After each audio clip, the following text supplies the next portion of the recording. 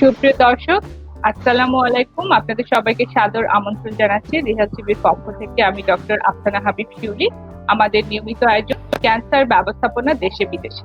অনুষ্ঠানটি Bangladesh cancer society নিবেদিত এবং স্পন্সর করেছেন জেনভার ফার্মাসিউটিক্যালস। আজকে আমাদের পর্বের নলেজ পার্টনার সাইটি। প্রিয় দর্শক, আপনারা যারা আজকে আমাদের সঙ্গে সংযুক্ত হয়েছেন তাদের জ্ঞাতার্থে জানাতে চাই যে ক্যান্সার ব্যবস্থাপনা দেশে বিদেশে এই আমাদের সিরিজ প্রোগ্রামের উদ্দেশ্য হলো যে আমাদের দেশে ক্যান্সার ব্যবস্থাপনা, সেই সাথে দেশের বাইরে যে ক্যান্সার ব্যবস্থাপনা, সেগুলোর সঙ্গে আপনাদের পরিচয় করিয়ে দেওয়া এবং আমাদের অবস্থানটা কেমন সেটা আপনাদেরকে জানানো, আমরা কিভাবে আরো সমৃদ্ধ হতে পারি সে বিষয়ে আপনাদেরকে অবগত করা। এবং আমরা প্রতিটি পর্বে প্রবাসী বাঙালি বিশেষজ্ঞ চিকিৎসক যারা তাদের কৃতিত্বের সাথে মেধার সাথে অবদান রেখে চলেছেন চিকিৎসা সেবায়, তাদের একজনকে আমাদের এখানে অতিথি হিসেবে নিয়ে আসে। প্রিয় দর্শক, আজকে আমাদের চতুর্থ পর্ব এবং আজকে আমাদের আলোচনার বিষয় করোনায় ফুসফুসের ক্যান্সার। চলুন আমরা আজকে আমাদের অতিথিদের সঙ্গে পরিচিত হয়ে নিই কারা আছেন আমাদের সাথে। প্রথমে আমি পরিচয় করিয়ে দিতে চাই অধ্যাপক doctor Ayesha Mannan Sikdar, MD FCCP. Madam যুক্তরাষ্ট্র থেকে আমাদের সঙ্গে সংযুক্ত হয়েছে। উনি director of respiratory care, Highlands regional medical center এবং professor of medicine and pulmonology, university of পাই কলেজ অফ অস্টিওপ্যাথিক মেডিসিনে আছেন। ম্যাডাম একই সাথে প্রেসিডেন্ট হিসেবে দায়িত্ব পালন করছেন pulmonary critical care group, Bangladesh medical association of north America. Madam, আপনাকে অসংখ্য ধন্যবাদ আমাদের সঙ্গে সংযুক্ত হবার জন্য। অনেক ধন্যবাদ ডক্টর শিউলি, এবং সেই সাথে বাংলাদেশ ক্যান্সার সোসাইটিকে আমার অনেক কৃতজ্ঞতা। ধন্যবাদ। ধন্যবাদ ম্যাডাম। আমাদের সঙ্গে আরো আছেন অধ্যাপক ডক্টর কামরুল আলম। স্যার 1992 সালে ঢাকা মেডিকেল কলেজ থেকে ওনার গ্রাজুয়েশন শেষ করে, এরপর কার্ডিওভাস্কুলার সার্জারিতে এমএস শেষ করেন national institute of cardiovascular diseases থেকে 2001-এ। 2001 থেকে 2010 পর্যন্ত স্যার কাজ করেন national institute of disease of chest and hospital. এখন স্যার বিভাগীয় প্রধান এবং অধ্যাপক হিসেবে গুরুত্বপূর্ণ দায়িত্ব পালন করছেন ঢাকা মেডিকেল কলেজ। স্যার, আপনাকে অসংখ্য ধন্যবাদ আমাদের সঙ্গে সংযুক্ত হবার জন্য। ধন্যবাদ ডাক্তার আফসানা শিউলি আমাকে আজকে এখানে আমন্ত্রণ জানানোর জন্য। এবং আজকে আমি খুবই ভাগ্যবান যে আমি দুইজন খুব বড় মাপের দুইজন ফিজিশিয়ানের সাথে আজকে আমি লাং ক্যান্সারের সম্বন্ধে কিছু কথা বলার চেষ্টা করব। ধন্যবাদ আমাকে আমন্ত্রণ জানানোর জন্য। ধন্যবাদ স্যার। আমাদের সঙ্গে আরো আছেন অধ্যাপক ডক্টর গোলাম মহিউদ্দিন স্যার। স্যার দীর্ঘদিন ঢাকা মেডিকেল কলেজের রেডিওথেরাপি ইউনিটের বিভাগীয় প্রধান হিসেবে ছিলেন, এখন আছেন প্রকল্প পরিচালক এবং যুগ্ম মহাসচিব হিসেবে বাংলাদেশ ক্যান্সার সোসাইটি। স্যার, আপনাকে সাদর আমন্ত্রণ জানাচ্ছি। ধন্যবাদ ডক্টর শিউলি, এবং সেই সাথে রিহেল টিভিকে বরাবরের মতোই আমার কৃতজ্ঞতা এবং ধন্যবাদ। বিশেষ করে আমাদের বিদেশি বিশেষজ্ঞ বন্ধু যারা দেশের বাইরে থেকে আমাদেরকে সমৃদ্ধ করছেন এবং বাইরে কাজ করে যাচ্ছেন কৃতিত্বের সাথে, তাদের মেধা দিয়ে। আজকে তাদের মতোই একজন আমরা পেয়েছি, ডক্টর আয়েশা শিকদার, শুধু যুক্তরাষ্ট্র থেকে আমাদের সাথে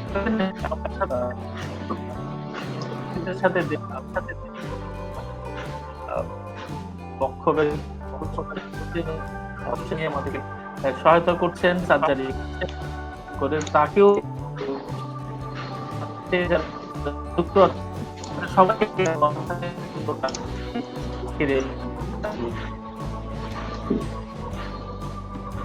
ধন্যবাদ স্যার।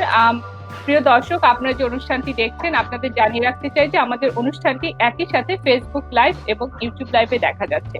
আমাদের আজকের আলোচনার বিষয় করোনায় ফুসফুসের ক্যান্সার। এ নিয়ে আপনাদের যদি কোনো জিজ্ঞাসা থেকে থাকে তাহলে আমাদের কমেন্ট সেকশনে লিখবেন। আমাদের বিশেষজ্ঞ চিকিৎসকগণ চেষ্টা করবেন আপনাদের সঙ্গে আলোচনায় অংশগ্রহণ করতে।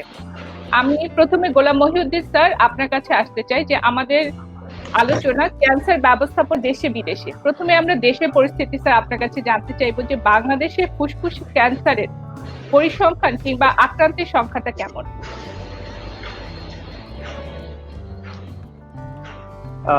ধন্যবাদ শৈলী, এটি অত্যন্ত গুরুত্বপূর্ণ প্রশ্ন এবং তার বরাবরের মতোই আমাদেরকে আমাদের দেশে ক্যান্সার রেজিস্ট্রির মাধ্যমে যে রোগের প্রিভ্যালেন্স রেট, অর্থাৎ রোগের প্রাদুর্ভাব বা এই মুহূর্তে কত পেশেন্ট আছে সেটি বলা খুব মুশকিল, যেহেতু সুনির্দিষ্টভাবে আমাদের কোনো রেজিস্ট্রি সিস্টেম এখন পর্যন্ত ডেভেলপ করা হয়নি। তবে আমরা চেষ্টা করছি বাংলাদেশ ক্যান্সার সোসাইটি এবং জাতীয় পর্যায় থেকে একটা রেজিস্ট্রি সিস্টেম ডেভেলপ করার জন্য।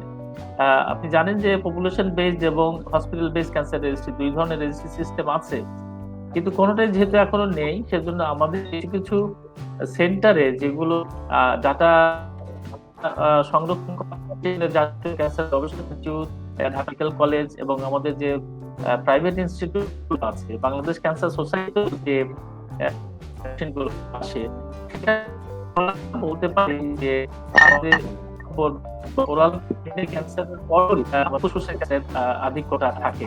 তবে প্রতি বছর আনুমানিক আমার সাথে হয়তো প্রফেসর কামরুলও যোগ করতে পারবেন, আনুমানিক আমাদের প্রায় 10 থেকে 12,000 পেশেন্ট কিন্তু আমরা পাই। মনে রাখতে হবে এই সংখ্যাটাকে আমরা কোনোভাবেই বলবো না যে এটি নিয়ে আমরা বলতে পারি যে এটি একটি সঠিক সংখ্যা, কারণ বেশ কিছু পেশেন্ট কিন্তু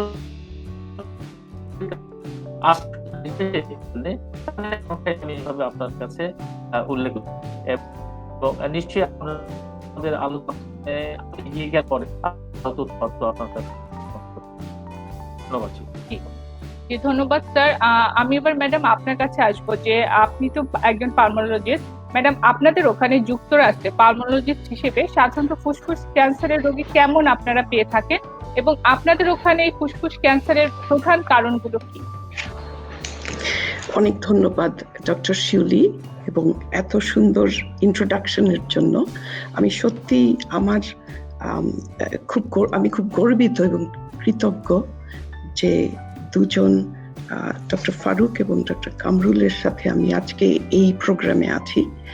তো যুক্তরাষ্ট্রে কি হচ্ছে, আমরা জানি যে লাং ক্যান্সার বা ফুসফুসের ক্যান্সারের ডায়াগনোসিসটা ইনসিডেন্টাল হয়।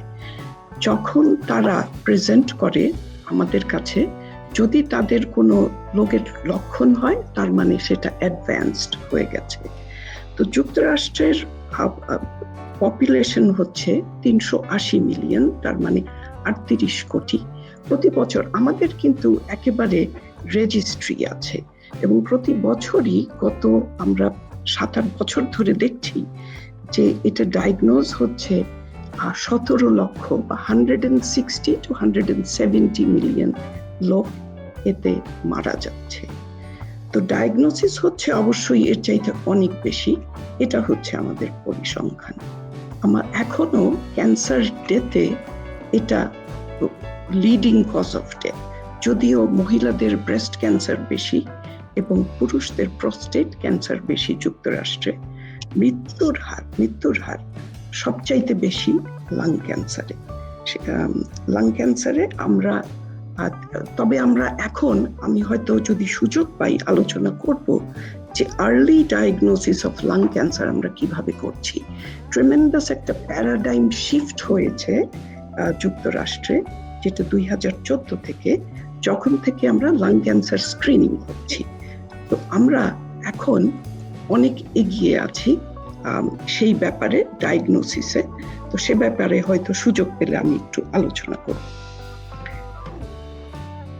ম্যাডাম, কাদের বেশি হচ্ছে? হ্যাঁ, আরেকটা প্রশ্ন ছিল যে কাদের বেশি হচ্ছে। অবশ্যই ধূমপান। স্মোকিং হচ্ছে 80% লাং ক্যান্সারের কারণ। এছাড়া অন্য কারণ যেটা আমরা দেখি মাত্র 20%, সেটা হচ্ছে সেকেন্ড হ্যান্ড টোব্যাকো, মানে অন্যের ধূমপান থেকে। বলা হচ্ছে, আমি আছি কেন্টাকিতে, অঙ্গরাজ্যে, যেখানে আমেরিকার সবচাইতে হাইয়েস্ট স্মোকিং রেট, সবচাইতে বেশি ধূমপান করে। সুতরাং আমি ধূমপান জনিত ক্যান্সারই বেশি দেখি। এছাড়া এখানে আমার কোল মাইনিং এরিয়া, কয়লার খনিতে কাজ করে, বেশিরভাগ লোক এখানে ওই ইন্ডাস্ট্রিতে কাজ করে। তো সেখানে আমরা দেখতে পারি অ্যাসবেস্টাস, যেটা পুরোনো বিল্ডিং, পাইপ ফিটিং এবং যারা কনস্ট্রাকশনে কাজ করে তাদের হয়। ডিজেল এক্সস্ট, যেটা মেকানিকদের হয়, গাড়ির ধোয়া। অন্য কিছু কেমিক্যাল যেটা ইন্ডাস্ট্রিতে ব্যবহার হয়। সেই সাথে এয়ার পলিউশন, পরিবেশ দূষণ থেকে এখন বিরাট একটা থিওরি যে পরিবেশ দূষণ থেকেও ক্যান্সার হয়। সেটা হয়তো বাংলাদেশে বিদ্যমান। এছাড়া একটা জিন মিউটেশন, যারা একেবারে নন স্মোকার মহিলা, তাদের মধ্যে দেখা গেছে। এই হচ্ছে মূল কারণ। ধন্যবাদ ম্যাডাম। ম্যাডামের উত্তরের ধারাবাহিকতা আমি গোলাম মহিউদ্দিন স্যার আপনার কাছে আবার আসতে চাই যে বাংলাদেশের প্রেক্ষিতে এটি কাদের বেশি হচ্ছে, এবং স্যার আপনি বলছিলেন যে প্রতি বছর 10 থেকে 12,000 নতুন রোগী ক্যান্সারের, ফুসফুসের ক্যান্সার আপনার পাচ্ছেন। এই যে এত সংখ্যা, এটা কারণ কি বলে স্যার আপনি মনে করেন?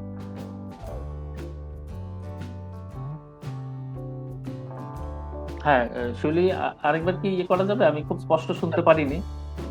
স্যার আমি জানতে চাচ্ছিলাম যে ম্যাডামের কাছ থেকে আমরা যুক্তরাষ্ট্রে ফুসফুসের ক্যান্সারের, জি স্যার, এখন কি আমাকে শোনা যাচ্ছে? স্যার আমাকে কি শোনা যাচ্ছে?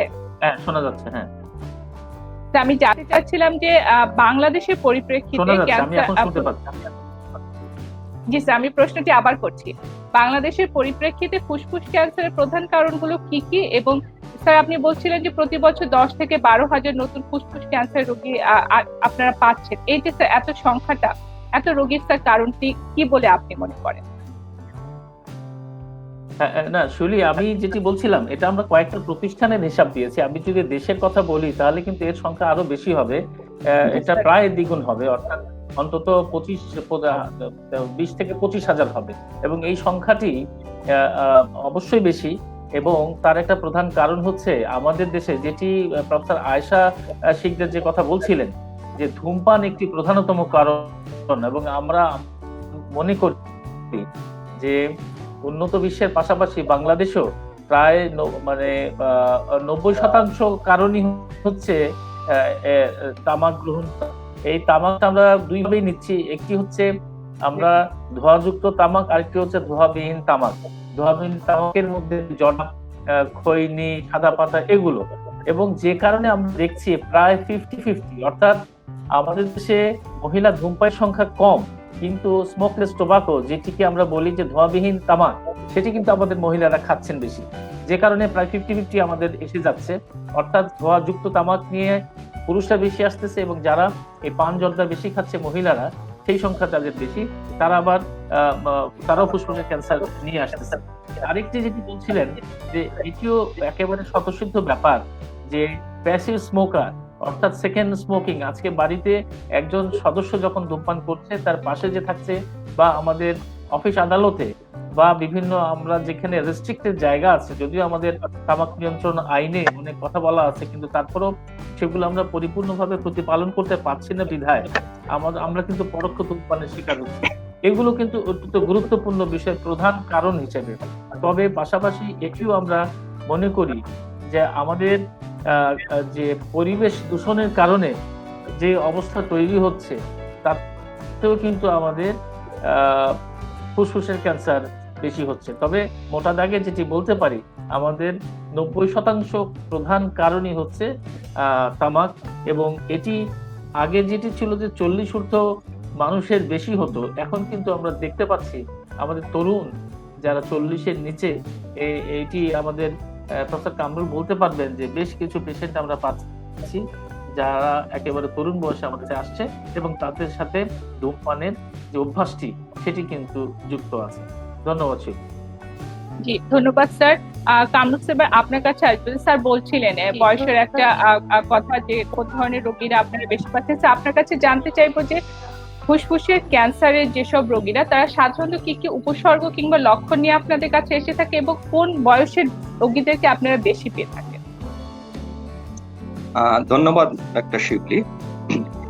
আসলে ফুসফুসের ক্যান্সার সম্বন্ধে যে এর প্রকোপ এবং এর যে ফ্যাটালিটি রেট আমরা আগের দুইজন আলোচকের কাছ থেকে খুব ভালোভাবে জানতে পারছি। তবে অধিকাংশ ক্ষেত্রেই আমাদের দেশে আমরা যে রোগীগুলো পাই, তারা সাধারণত কাশি নিয়ে আসে, এবং কাশির সাথে সাথে কফে কিছু রক্ত নিয়ে, সাধারণত যেদিকের সেই দিকে বুকে ব্যথা নিয়ে আসে। এই তিনটা সিমটমের বাইরে, অর্থাৎ কাশি, কফে, রক্ত, এই তিনটার বাইরে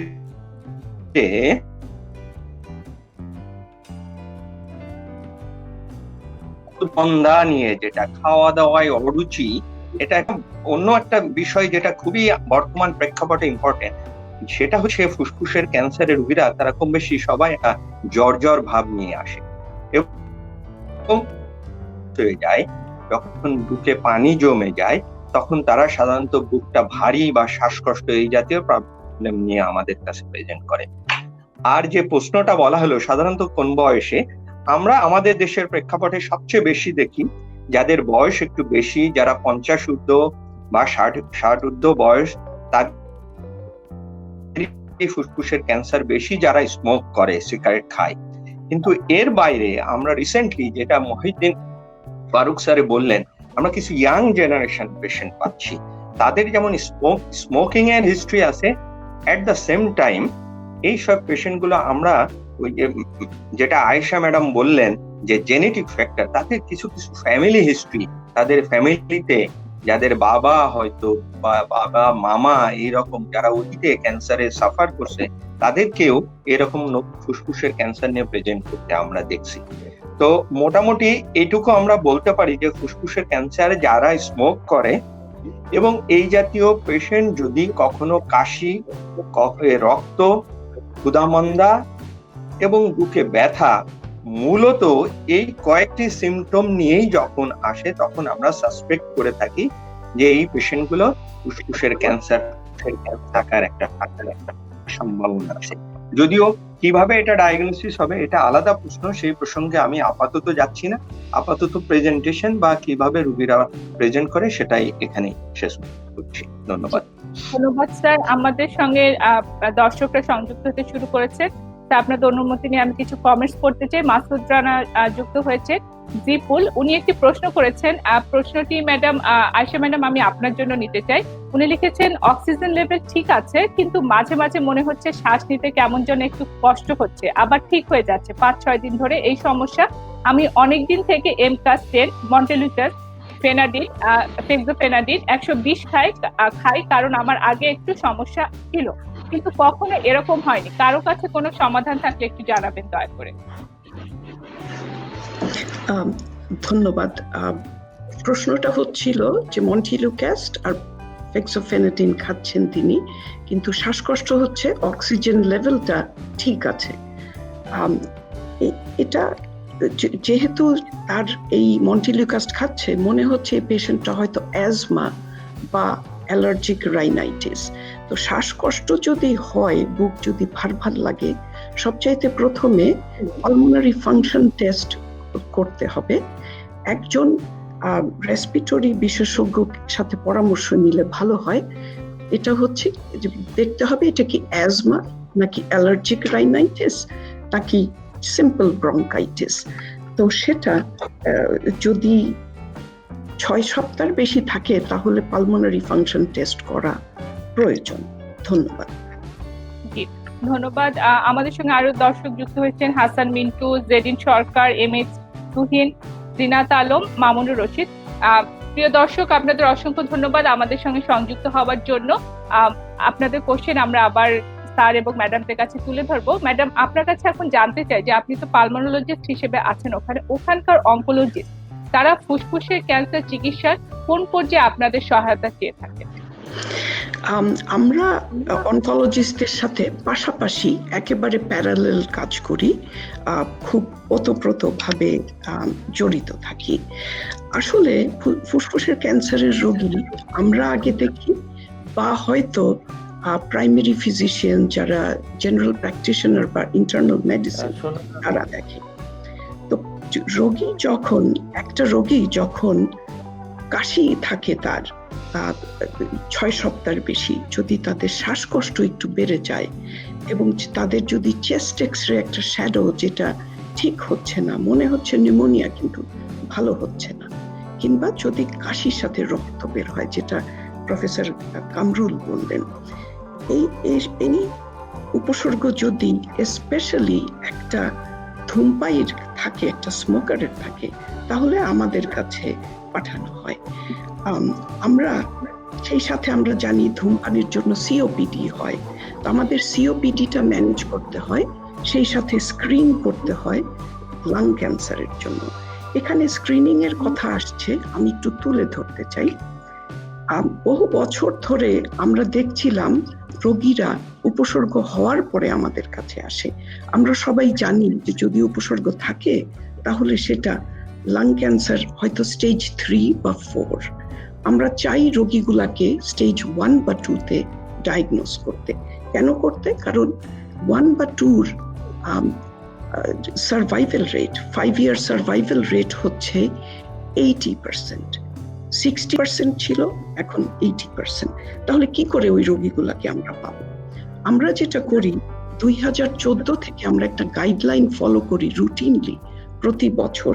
সেটা হচ্ছে কারো যদি বয়স 55 হয়, সে যদি 30 প্যাক ইয়ার স্মোক করে, তার মানে 1 প্যাকেটে 30 বছর বা 2 প্যাকেটে 15 বছর, তাদেরকে প্রতি বছর আমরা ক্যাট স্ক্যান করি। এইভাবে আমরা কিন্তু প্রচুর রোগীকে স্টেজ 1 বা 2 তে ডায়াগনোজ করি। তখন এইভাবে আমরা জড়িত হই। একটা রোগী ক্যান্সার হওয়ার পরে তার কিছু ট্রিটমেন্ট কমপ্লিকেশন হয়, তার শ্বাসকষ্ট হয়তো বেড়ে যায়, ইমিউনো কম্প্রোমাইজ হয়, পোস্ট রেডিয়েশন ফাইব্রোসিস হয়, কখনো তাদের ব্রঙ্কোস্কোপি করতে হয়। এসব কারণে আমরা অনকোলজিস্টদের সাথে কাজ করি। ধন্যবাদ। জি, ধন্যবাদ ম্যাডাম। আমাদের সঙ্গে আরো অনেক দর্শক সংযুক্ত হয়েছে। জিনাত আলম, উনি লিখেছেন sending love to you doctor Kamrul from Australia, বড় ভাবি এবং ভাই। মামুনুর রশিদ উনি দেখছেন, শামিমুজ্জামান উনিও দেখছেন। কামরুল স্যার, আপনার কাছে জানতে চাইবো যে আপনি বলছিলেন যে কি উপসর্গ নিয়ে রোগীরা আপনাদের কাছে আসে, এবং ক্যান্সার চিকিৎসায়, ফুসফুসের ক্যান্সার চিকিৎসা আমরা জানি যে সার্জারি একটি গুরুত্বপূর্ণ চিকিৎসা পদ্ধতি। আপনারা যাদেরকে সাজেশন দিচ্ছেন তাদের মধ্যে কেমন সংখ্যক রোগী সার্জারি করার জন্য আপনাদের কাছে আসছে, এবং যারা আসছে তারা কোন পর্যায়ে থাকছে, তাদের সবাইকে কি আপনারা সার্জারি করার জন্য মানে প্রস্তুত করতে পারছেন কিনা? এটি একটি খুবই গুরুত্বপূর্ণ প্রশ্ন, কারণ কিছুক্ষণ আগে প্রফেসর আয়েশা ম্যাডাম উনি বলছেন যে আমেরিকার মতন জায়গাতে, ইভেন ইউরোপ আমেরিকার মতন জায়গাতে যখন ক্যান্সার রোগীগুলো ডাক্তারদের কাছে প্রেজেন্ট করে, তারা অ্যাডভান্স স্টেজে প্রেজেন্ট করে, অর্থাৎ স্টেজ 3, স্টেজ 4 এইভাবে স্টেজে। তো আমাদের দেশেও প্রপার স্ট্যাটিস্টিক্স নাই। ইভেন দ্যাট আমাদের অবজারভেশন অলমোস্ট 80% আমাদের কাছে প্রেজেন্ট করে, তারা অ্যাডভান্স স্টেজে প্রেজেন্ট দেয়। তাদেরকে অ্যাকচুয়ালি অপারেশন করান যে 80% পেশেন্ট আসলে যারা একটু 20% পেশেন্ট যারা একটু আর্লি প্রেজেন্ট করে। কিন্তু মজার ব্যাপার বাংলাদেশে এটা, আমাদের এই যে 20% পেশেন্ট যাদেরকে আমরা আর্লি স্টেজে ডিটেক্ট করতে পারি, কিন্তু এই 20% পেশেন্ট কিন্তু একেবারে কম না। কিন্তু আমরা সার্জনরা প্রকৃতপক্ষে এই 20% পেশেন্ট পাই না নানান কারণে। আমাদের দেশের অধিকাংশ রোগীদেরই ধারণা নাই যে ফুসফুসের মতন এরকম একটা ভাইটাল অর্গান অপারেশন করে এর অংশ বিশেষ ফেলে দেয়া যায়। এটা রোগীর পার্সপেক্টিভে একটা ভুল ধারণা। নাম্বার 2, আমাদের দেশে যারা এখনো মেডিকেল প্র্যাকটিশনার বা যারা ফিজিশিয়ান, তাদের ভিতরও তাদের মধ্যেও খুব বেশি ধারণা নাই যে আমাদের দেশে লাং সার্জারির ফ্যাসিলিটিস আছে কিনা।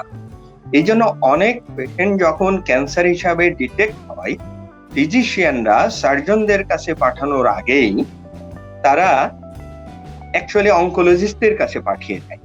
এইভাবে পেশেন্ট কিন্তু অনেক পেশেন্ট ফিল্টারিং হতে হতে সার্জনদের কাছে যখন আসে, আমরা দেখি যে অপারেশন করা স্টেজে আমরা 5 to 10% তার চেয়ে বেশি পেশেন্ট পাই না।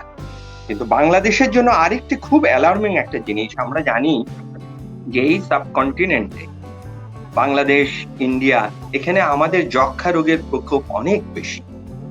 তো আমার এক পার্সোনাল স্টাডিতে যত ক্যান্সারের পেশেন্ট আমাদের সার্জারি ডিপার্টমেন্টে এসেছে, তার 30 to 35% পেশেন্ট কোনো না কোনো ভাবে 2 মাস, 4 মাস, 6 মাস টিবির চিকিৎসা দিয়ে তারা দেরিতে প্রেজেন্ট করছে।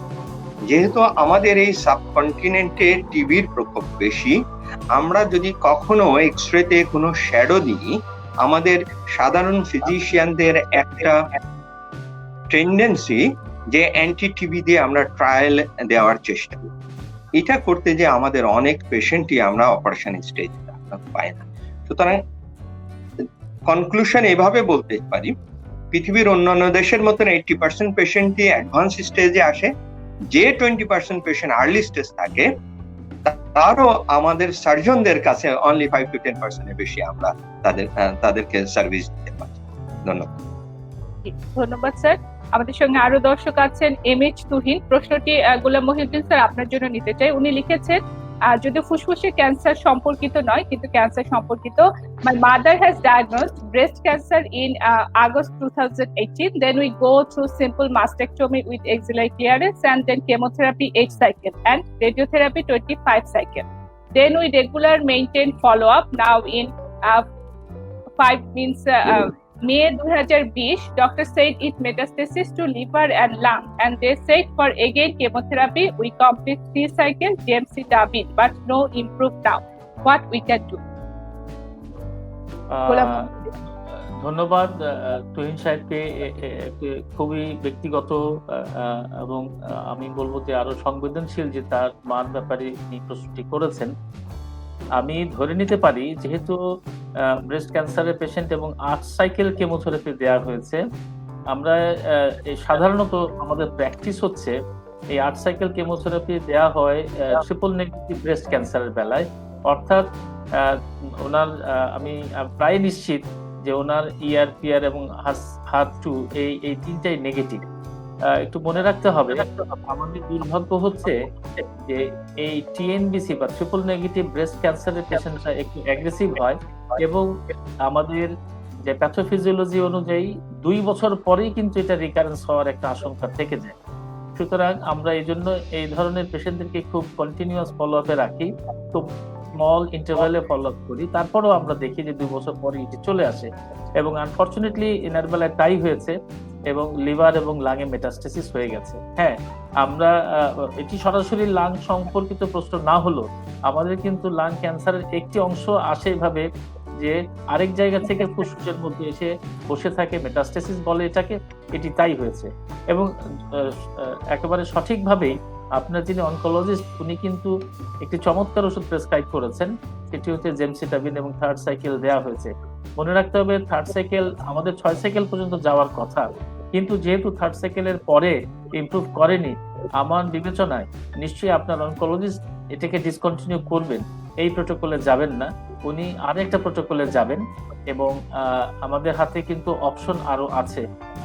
আপনাকে আমি হতাশ হতে বলবো না, আমি ইভেন ওরাল ফর্মে ড্রাগ আছে যেটি আমরা টার্গেটেড থেরাপি হিসেবে আমরা বিবেচনায় নেই, কিছু কিছু ক্ষেত্রে সেগুলো ভালো কাজ করে। আর কেমোথেরাপিও কিন্তু এখন দেয়া যেতে পারে, যেটি খুব বেশি কস্টলি হবে না।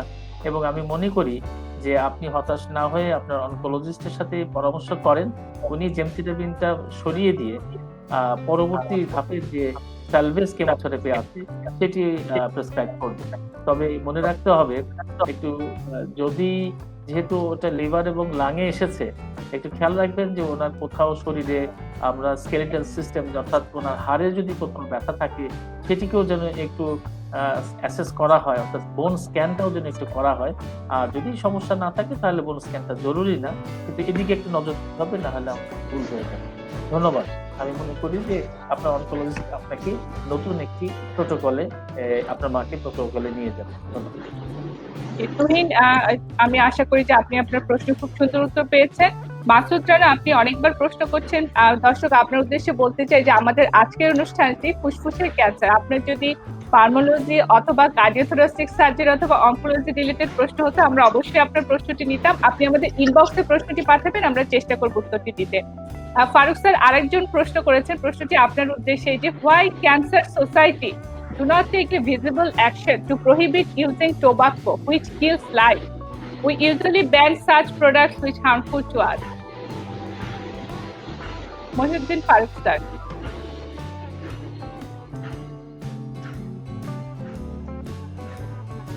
Why cancer society do not take visible action to prevent using tobacco which kills?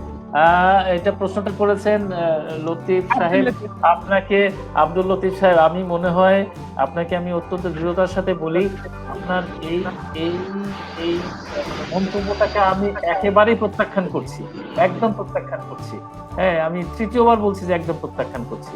Bangladesh cancer সোসাইটির জন্ম হচ্ছে 1978 সাল, এবং এই 78 সালের পরে অর্থাৎ 80 মাঝামাঝি থেকে আমরা কিন্তু টোবাকোর এগেনস্টই হচ্ছে আমাদের প্রধান কাজ। এবং আপনাকে আমি এটি মনে করিয়ে দিতে চাই যে বাংলাদেশে যে ক্যান্সার চিকিৎসার পথিকৃৎ প্রয়াত অধ্যাপক সৈয়দ ফজলুল হক স্যার, তার জীবনভর তিনি সংগ্রাম করেছেন টোবাকোর এগেনস্টে।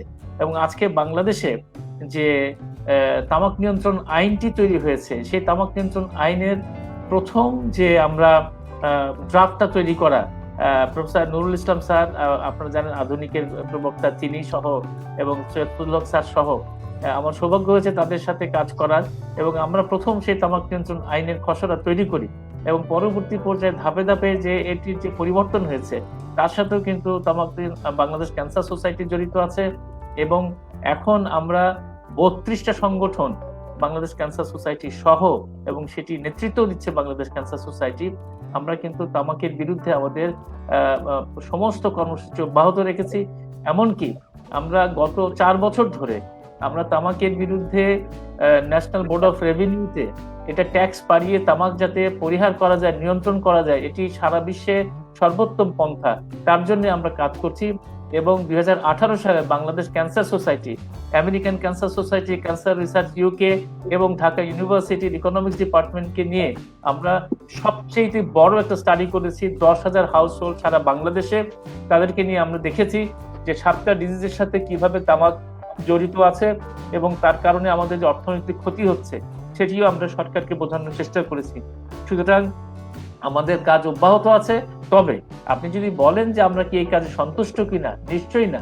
আমরা আরো চাই যে আমাদের কাজকে আরো এগিয়ে নিয়ে এদেশের মানুষকে তামাকের হাত থেকে রক্ষা করা, এবং আমাদের অভিষ্ট লক্ষ্য হচ্ছে যে মাননীয় প্রধানমন্ত্রী বলেছেন 2040 সালের মধ্যে বাংলাদেশকে তামাক মুক্ত করবেন, এবং বাংলাদেশ ক্যান্সার সোসাইটি এক্ষেত্রে অগ্রণী ভূমিকা পালন করছে। এবং তার জন্য আমি মনে করি যে আমরা আমাদের সমস্ত কর্মযজ্ঞ এর সাথে জড়িয়ে আছে। আর নিশ্চয়ই আপনাদের যদি আরো পরামর্শ থাকে আমরা সেগুলো নিশ্চয়ই তাদের গ্রহণ করব। ধন্যবাদ। ধন্যবাদ স্যার। আব্দুল লতিফ, আশা করি আপনার যে ভুল ধারণাটা ছিল খুব স্পষ্টভাবে সেটি দূর হয়েছে। স্যার, আমরা আলোচনা করছিলাম করোনায় ফুসফুসের ক্যান্সার। ফারুক স্যার, আপনার কাছে জানতে চাইবো যে আপনারা বাংলাদেশে স্যার ফুসফুসের ক্যান্সারের জন্য কি কি চিকিৎসা পদ্ধতি দিয়ে থাকেন, এবং বিশ্বমানের বিবেচনায় যদি বলি তাহলে আপনাদের সক্ষমতা কেমন? আমি এটি শুধু করোনার জন্য, করোনার সময় ফুসফুসের ক্যান্সারের বিষয়টি না, সারা বিশ্বে যেমন স্বীকৃত আছে যে কিভাবে একটা ফুসফুসের ক্যান্সারের চিকিৎসা দিতে হয়, তার সেগুলো আমরা সব আমরা ব্যবহার করে থাকি। ফুসফুসের প্রধানতম চিকিৎসা আমরা যদি সম্পূর্ণ নিরাময় করতে চাই, এখানে প্রফেসর কামরুল এই বিষয়টি হয়তো বলবেন যে সার্জারি হচ্ছে একদম প্রধানতম চিকিৎসা, এবং যে পেশেন্টগুলোকে আমরা সার্জারি করতে না পারি সেখানে কেমোথেরাপি, রেডিওথেরাপি, আমরা টার্গেটেড থেরাপি এগুলো ব্যবহার করে থাকি। এবং অবশ্যই বলে নেওয়া ভালো যে যখন আমাদের কাছে পেশেন্ট একটু দেরিতে আসে তখন কিন্তু আমরা সার্জারিতে যেতে পারি না, কিন্তু পরবর্তী যে চিকিৎসাগুলো আছে সেই চিকিৎসাগুলো বিশ্বমানের চিকিৎসা। আমাদের দেশে প্রায় 20 থেকে 22 ধরনের অ্যান্টি ক্যান্সার ড্রাগ আছে, যেগুলো সারা বিশ্বে যেগুলো ব্যবহার করা হয় সেগুলোও কিন্তু আমরা আমাদের দেশে ব্যবহার করতে পারি। এমনকি রেডিওথেরাপির জন্য আমরা যদি 5 বছর আগেও আমাদের রেডিওথেরাপি দেওয়ার যে আধুনিক যে টেকনোলজি গুলো বা টেকনিক গুলো সেগুলো কিন্তু আমরা এখন 5 বছর আগে না হলেও এখন কিন্তু আমরা প্রাপ্ত করতে পেরেছি। আমাদের সরকারি এবং বেসরকারি উভয় ক্ষেত্রে কিন্তু রেডিওথেরাপির স্টেট অফ আর্ট যে ম্যানেজমেন্ট সেটি কিন্তু করা যাচ্ছে। প্লাস ডায়াগনোসিসের বেলাও আগে আমরা যেভাবে খুব অল্প পরিসরে ডায়াগনোসিস করতে পারতাম সেই সক্ষমতা আমাদের বেড়েছে, কিন্তু এটি আরো সুন্দর করার সুযোগ আছে। এবং কিছু কিছু সমস্যা বিশেষ করে সার্জনরা ফেস করেন, সেক্ষেত্রে প্রফেসর কামরুল সেটি বলতে পারবেন। তবে যে জিনিসটি আমি বলার চেষ্টা করব যে এই করোনার সময় আমাদের কিছু কিছু ব্যবস্থা কিন্তু নতুন করে নিতে হয়েছে, এবং সেক্ষেত্রে আমরা আমাদের যে আন্তর্জাতিক সংস্থাগুলো আছে যারা ক্যান্সার চিকিৎসায় সবসময় তাদের অগ্রণী ভূমিকা পালন করেন, তাদের কাছ থেকে আমরা গাইডলাইন নিয়ে বাংলাদেশ ক্যান্সার সোসাইটি এবং Bangladesh society of radiation oncologist মিলে কিন্তু আমরা নিজেরা বাংলাদেশের প্রেক্ষাপটে গাইডলাইন তৈরি করেছি এবং সেই হিসাবে একেবারে সারা বিশ্ব যেভাবে এই করোনার সময় তাদের সার্ভিস দিয়েছে, আমরাও সেভাবেই কিন্তু আমাদের পেশেন্টদেরকে সার্ভিস দিচ্ছি। নিশ্চয়ই আমরা মনে করি যে বিশ্ব মানের সাথে আমাদের খুব বেশি পার্থক্য নাই, তবে আমাদের উন্নতি করার আরো সুযোগ আছে এবং সার্জারির বিষয়টা আমি আশা করি ডক্টর কামরুল বলবেন। ধন্যবাদ।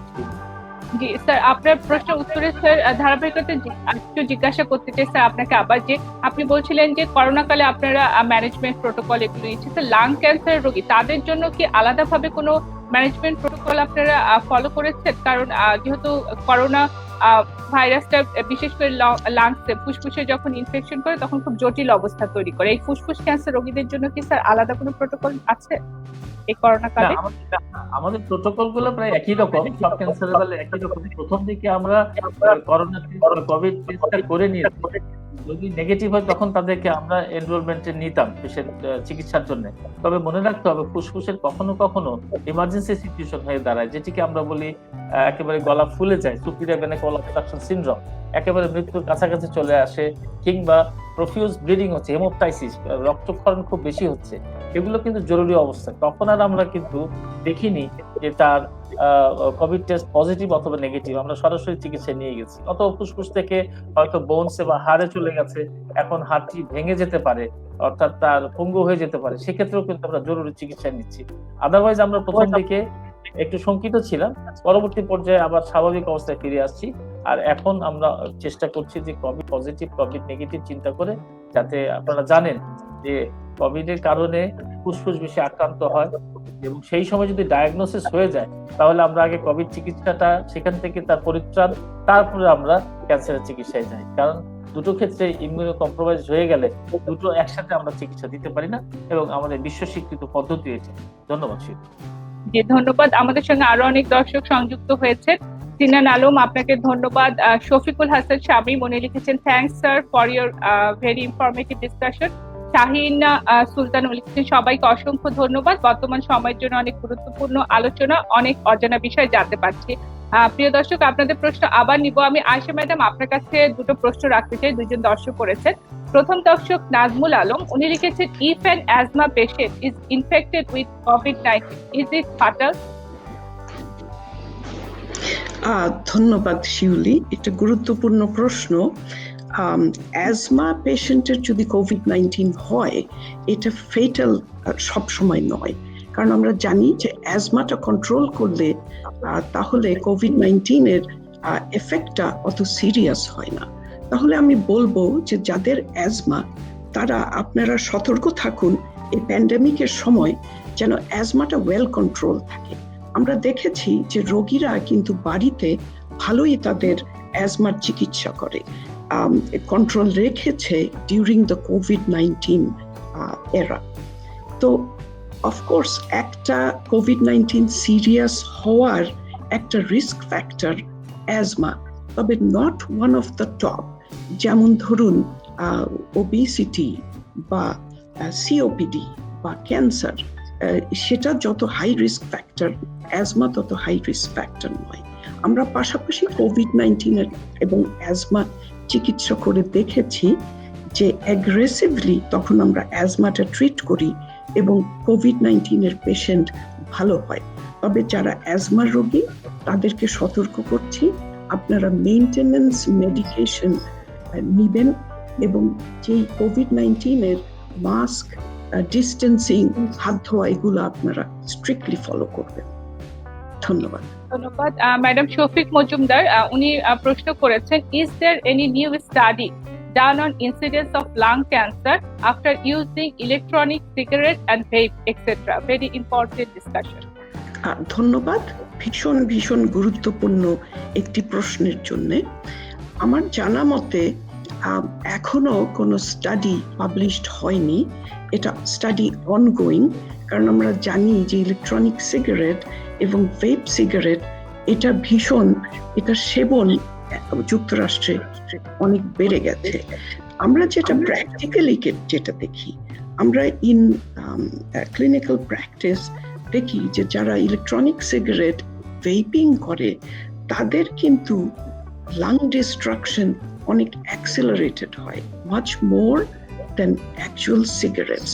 তার মানে এটার ক্ষতি সাধারণ সিগারেটের চাইতে বেশি হয়। তো সেটা আমাদের খেয়াল রাখতে হবে।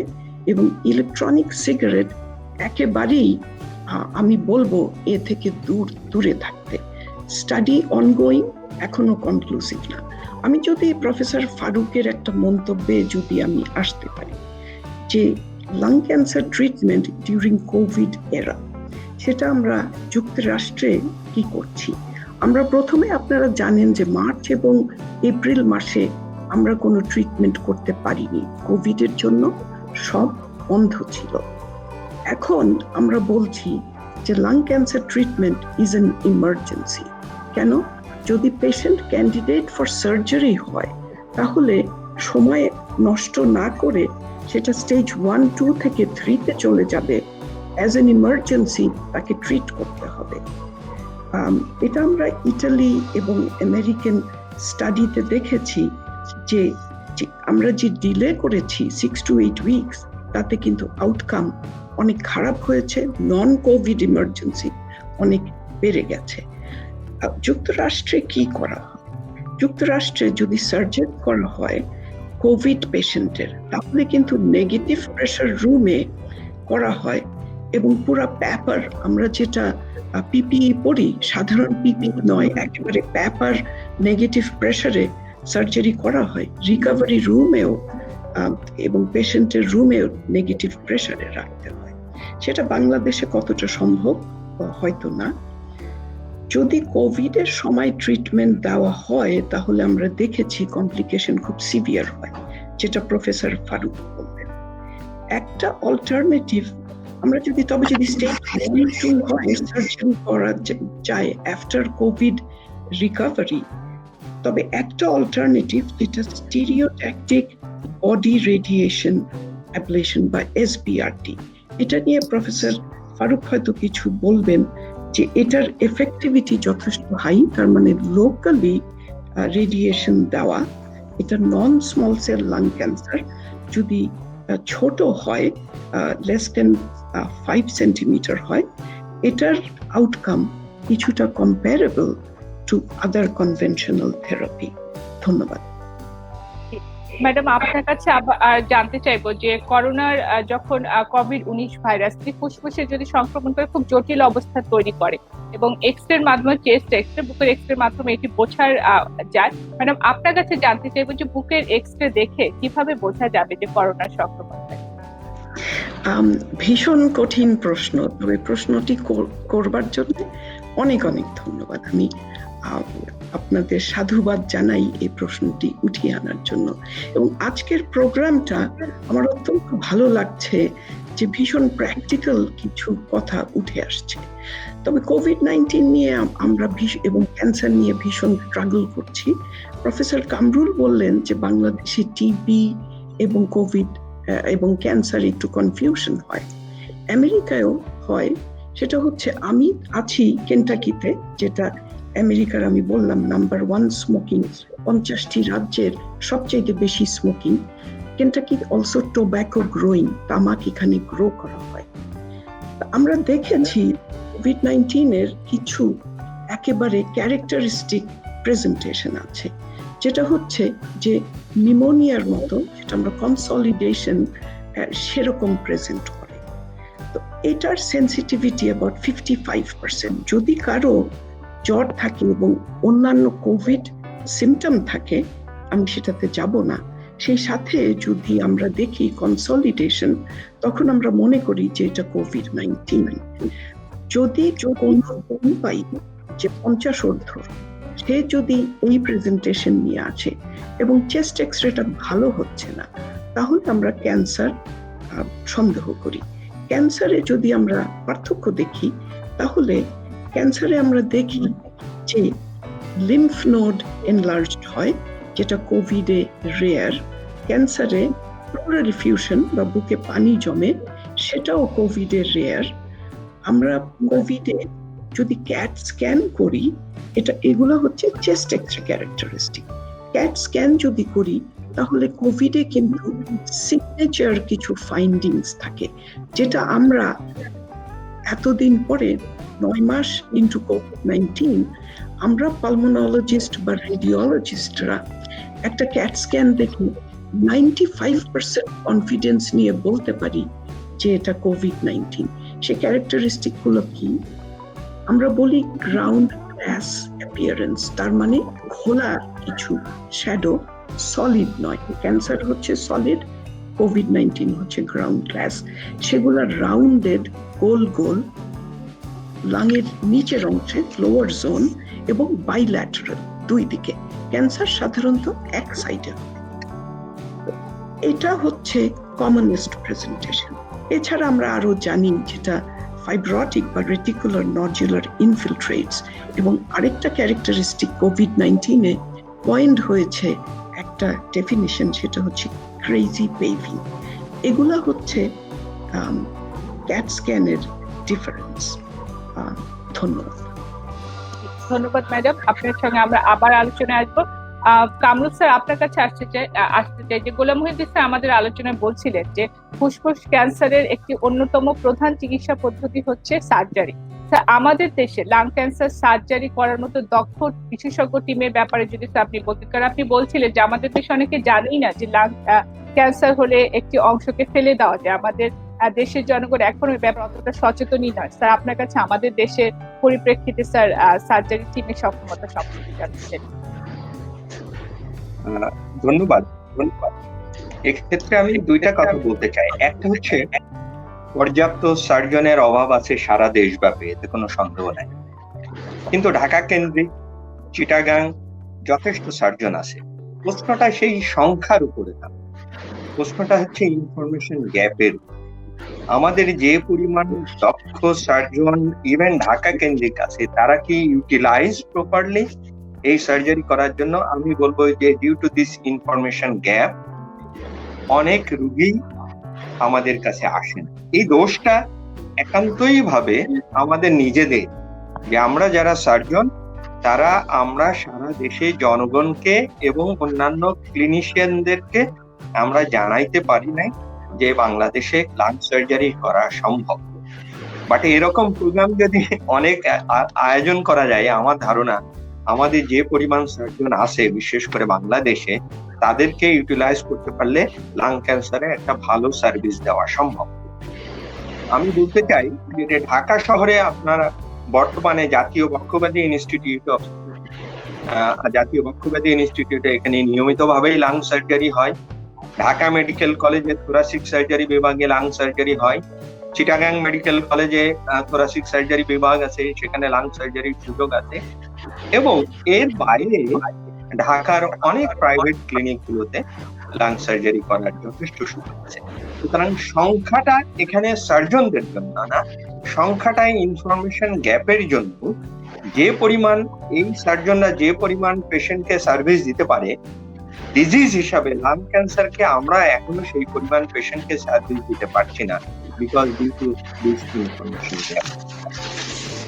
আরেকটা ব্যাপারে আমি একটু কথা বলেই নি এখানে, যে কোভিড সিচুয়েশনে আমাদের লাং ক্যান্সার ম্যানেজমেন্ট, ডিটেকশন এবং ম্যানেজমেন্টে ইন দিস কোভিড সিচুয়েশন আসলে বহুমাত্রিক চ্যালেঞ্জ। যেটা আমরা জানি কোভিড এর ইনিশিয়ালি, যেটা মার্চ এপ্রিল মেতে যখন চিন্তা করি, যখন আমরা বললাম লকডাউনের কথা বললাম, ফিজিক্যাল ডিস্টেন্সিং এর কথা বললাম, সেক্ষেত্রে একটা গ্রুপ অফ পেশেন্ট হয়তো লেট ডায়াগনোসিস হলো, তাদেরকে সময় মতো ডায়াগনোসিস করা গেল না। বিকজ আমরা তখন একান্ত ভাবে ডিসকারেজ করছিলাম, যাদের আপনাদের রেসপিরেটরি প্রবলেম আছে, খুব বেশি প্রয়োজন না হলে ক্লিনিশিয়ানদের কাছে যান না, বাসায়। এটা একটা বড় ডায়াগনোসিসের জায়গা থেকে ছিল। আমরা জানি যে ডায়াগনোসিস করতে গেলেও এক্সরে চেস্ট যেমন একটা খুব গুরুত্বপূর্ণ, সিটি স্ক্যান একটা খুব গুরুত্বপূর্ণ। লাং ক্যান্সার ডায়াগনোসিস করার জন্য এই এক্সরে চেস্ট বা CT scan of the chest একটা গুরুত্বপূর্ণ ইস্যু। ন্যাচারালি যেসব পেশেন্ট গুলো, কোভিড এর পেশেন্ট গুলো যখন কোনো ল্যাবে এক্সরে চেস্ট করতে যায়, যখন কোনো ল্যাবে সিটি স্ক্যান করতে যায়, সেখান থেকেই অন্যান্য ক্যান্সার পেশেন্টে ইনফেক্টেড হওয়ার সম্ভাবনা থাকে বিদায় এটা একটা ইনিশিয়ালি বড় চ্যালেঞ্জ। কিন্তু সেই চ্যালেঞ্জ আমরা কিছুটা ওভারকাম করে এসে এখন আমরা অনেক পেশেন্টই হয়তো ক্যান্সারের পেশেন্টকে ডায়াগনোসিস করতে পারছি, কিন্তু তাদের চিকিৎসা দেওয়ার ব্যাপারে আমরাও একটা নির্দিষ্ট প্রোটোকল এখন মেনটেন করছি, যেটা আয়েশা ম্যাডাম রাইটলি উনি মেনশন করছেন যে আসলে এতদিন ধরে আমরা সার্জারিকে দুইটা ভাগে ভাগ করতাম, একটা হচ্ছে ইমার্জেন্সি সার্জারি, আরেকটাকে বলতাম ইলেকটিভ সার্জারি। কোভিড এর আর্লি পিরিয়ড অফ কোভিড এ আমরা শুধু ইমার্জেন্সি সার্জারিকে এমফাসাইজ দিয়েছিলাম যে ওটা করা দরকার, ইলেকটিভ সার্জারি করা যাবে না। কিন্তু লাং ক্যান্সারের ক্ষেত্রে বলা হচ্ছে যখন surgery is a curative option, অর্থাৎ স্টেজ 1 এবং স্টেজ 2 এবং ইভেন স্টেজ 3, যখন কিউরেটিভ অপশন এই যে একটা সার্জারি, তখন এটার টার্মিনোলজি এখন ইউজ করা হচ্ছে this is an essential surgery, অর্থাৎ সার্জারিটা করতেই হবে। ম্যাডাম যেটা বলছে যে সার্জারিটা করলে বরং তাদের লংজিভিটি, তাদের সার্ভাইভাল অনেক বেশি বেড়ে যাবে দেন সার্জারি না করে খুবই বেটার। আর আমাদের যে রিসেন্ট প্রোটোকল, আমরা কোভিড এর কোনো একটা কেসকে যখন লাং সার্জারি করতে চাই, আমরা একদম 2 দিন আগে তার যদি সেটা নেগেটিভ হয় তাহলে আমরা আর যেসব patient Covid already cancer diagnose হয়ে আছে তাদেরকে বলি যদি আপনারা হসপিটাল অপারেশন করতে চান অত মিনিমাম 2 উইকস বাসায় স্টিক আইসোলেশনে থাকতে হবে। সো অপারেশনের আগে হসপিটাল স্টে যেমন আমরা কমাইতে চাই, অপারেশনের পরেও হসপিটাল স্টে আমরা, বিকজ আমরা জানি কোভিড ইনফেক্টেড হওয়ার খুব কমন জায়গা বা ভালনারেবল এরিয়াটা হচ্ছে হসপিটাল। সুতরাং আমরা যদি পেশেন্ট গুলোকে হসপিটালে স্টে কমাই দিতে পারি, সেটা অপারেশনের আগেই হোক বা অপারেশনের পরেই হোক, তাহলে কোভিড কন্টামিনেশন হওয়ার সম্ভাবনা কমে। এই জন্য যেসব পেশেন্টকে আমরা অপারেশনের জন্য সিলেক্ট করি তাদেরকে বলি স্ট্রিক্টলি, যেহেতু সাথে সাথে অপারেশন করা যাবে না, 2 সপ্তাহ বাসায় আইসোলেশনে থাকবেন, অপারেশনের 2 দিন আগে কোভিড টেস্ট নেগেটিভ হলে আমরা সার্জারিতে করি। এবং সার্জারি করার সময় ম্যাডাম যে এনভায়রনমেন্টের কথা বলছে আমরা সেটা ডেফিনেটলি মেনটেন করতে পারি না, বাট আমাদের প্রোটোকলে যত মিনিমাম ম্যান পাওয়ার ইনভলভ করে সার্জারি করা যায়, যে প্রসিজিওরটা করলে অ্যারোসোলাইজড কম হয় এনভায়রনমেন্টের ভিতরে, এবং যে প্রসিজিওরটা করে তাড়াতাড়ি অপারেশন করে পোস্ট অপারেটিভ রিলিফ দেওয়া যায়, এই সব প্রোটোকল গুলো মেনটেন করে আমরা এই কোভিড সিচুয়েশনেও লাং ক্যান্সার সার্জারি সার্ভিস দিয়ে যাচ্ছি বাংলাদেশে। ধন্যবাদ স্যার। আমাদের সঙ্গে একজন দর্শক প্রশ্ন করেছেন, শারমিন সুমি। প্রশ্নটি ফারুক স্যার আপনার জন্য নিতে চাই। উনি লিখেছেন, if a patient with lung cancer can survive without further symptoms for 10 years after treatment, can the person be declared as disease free?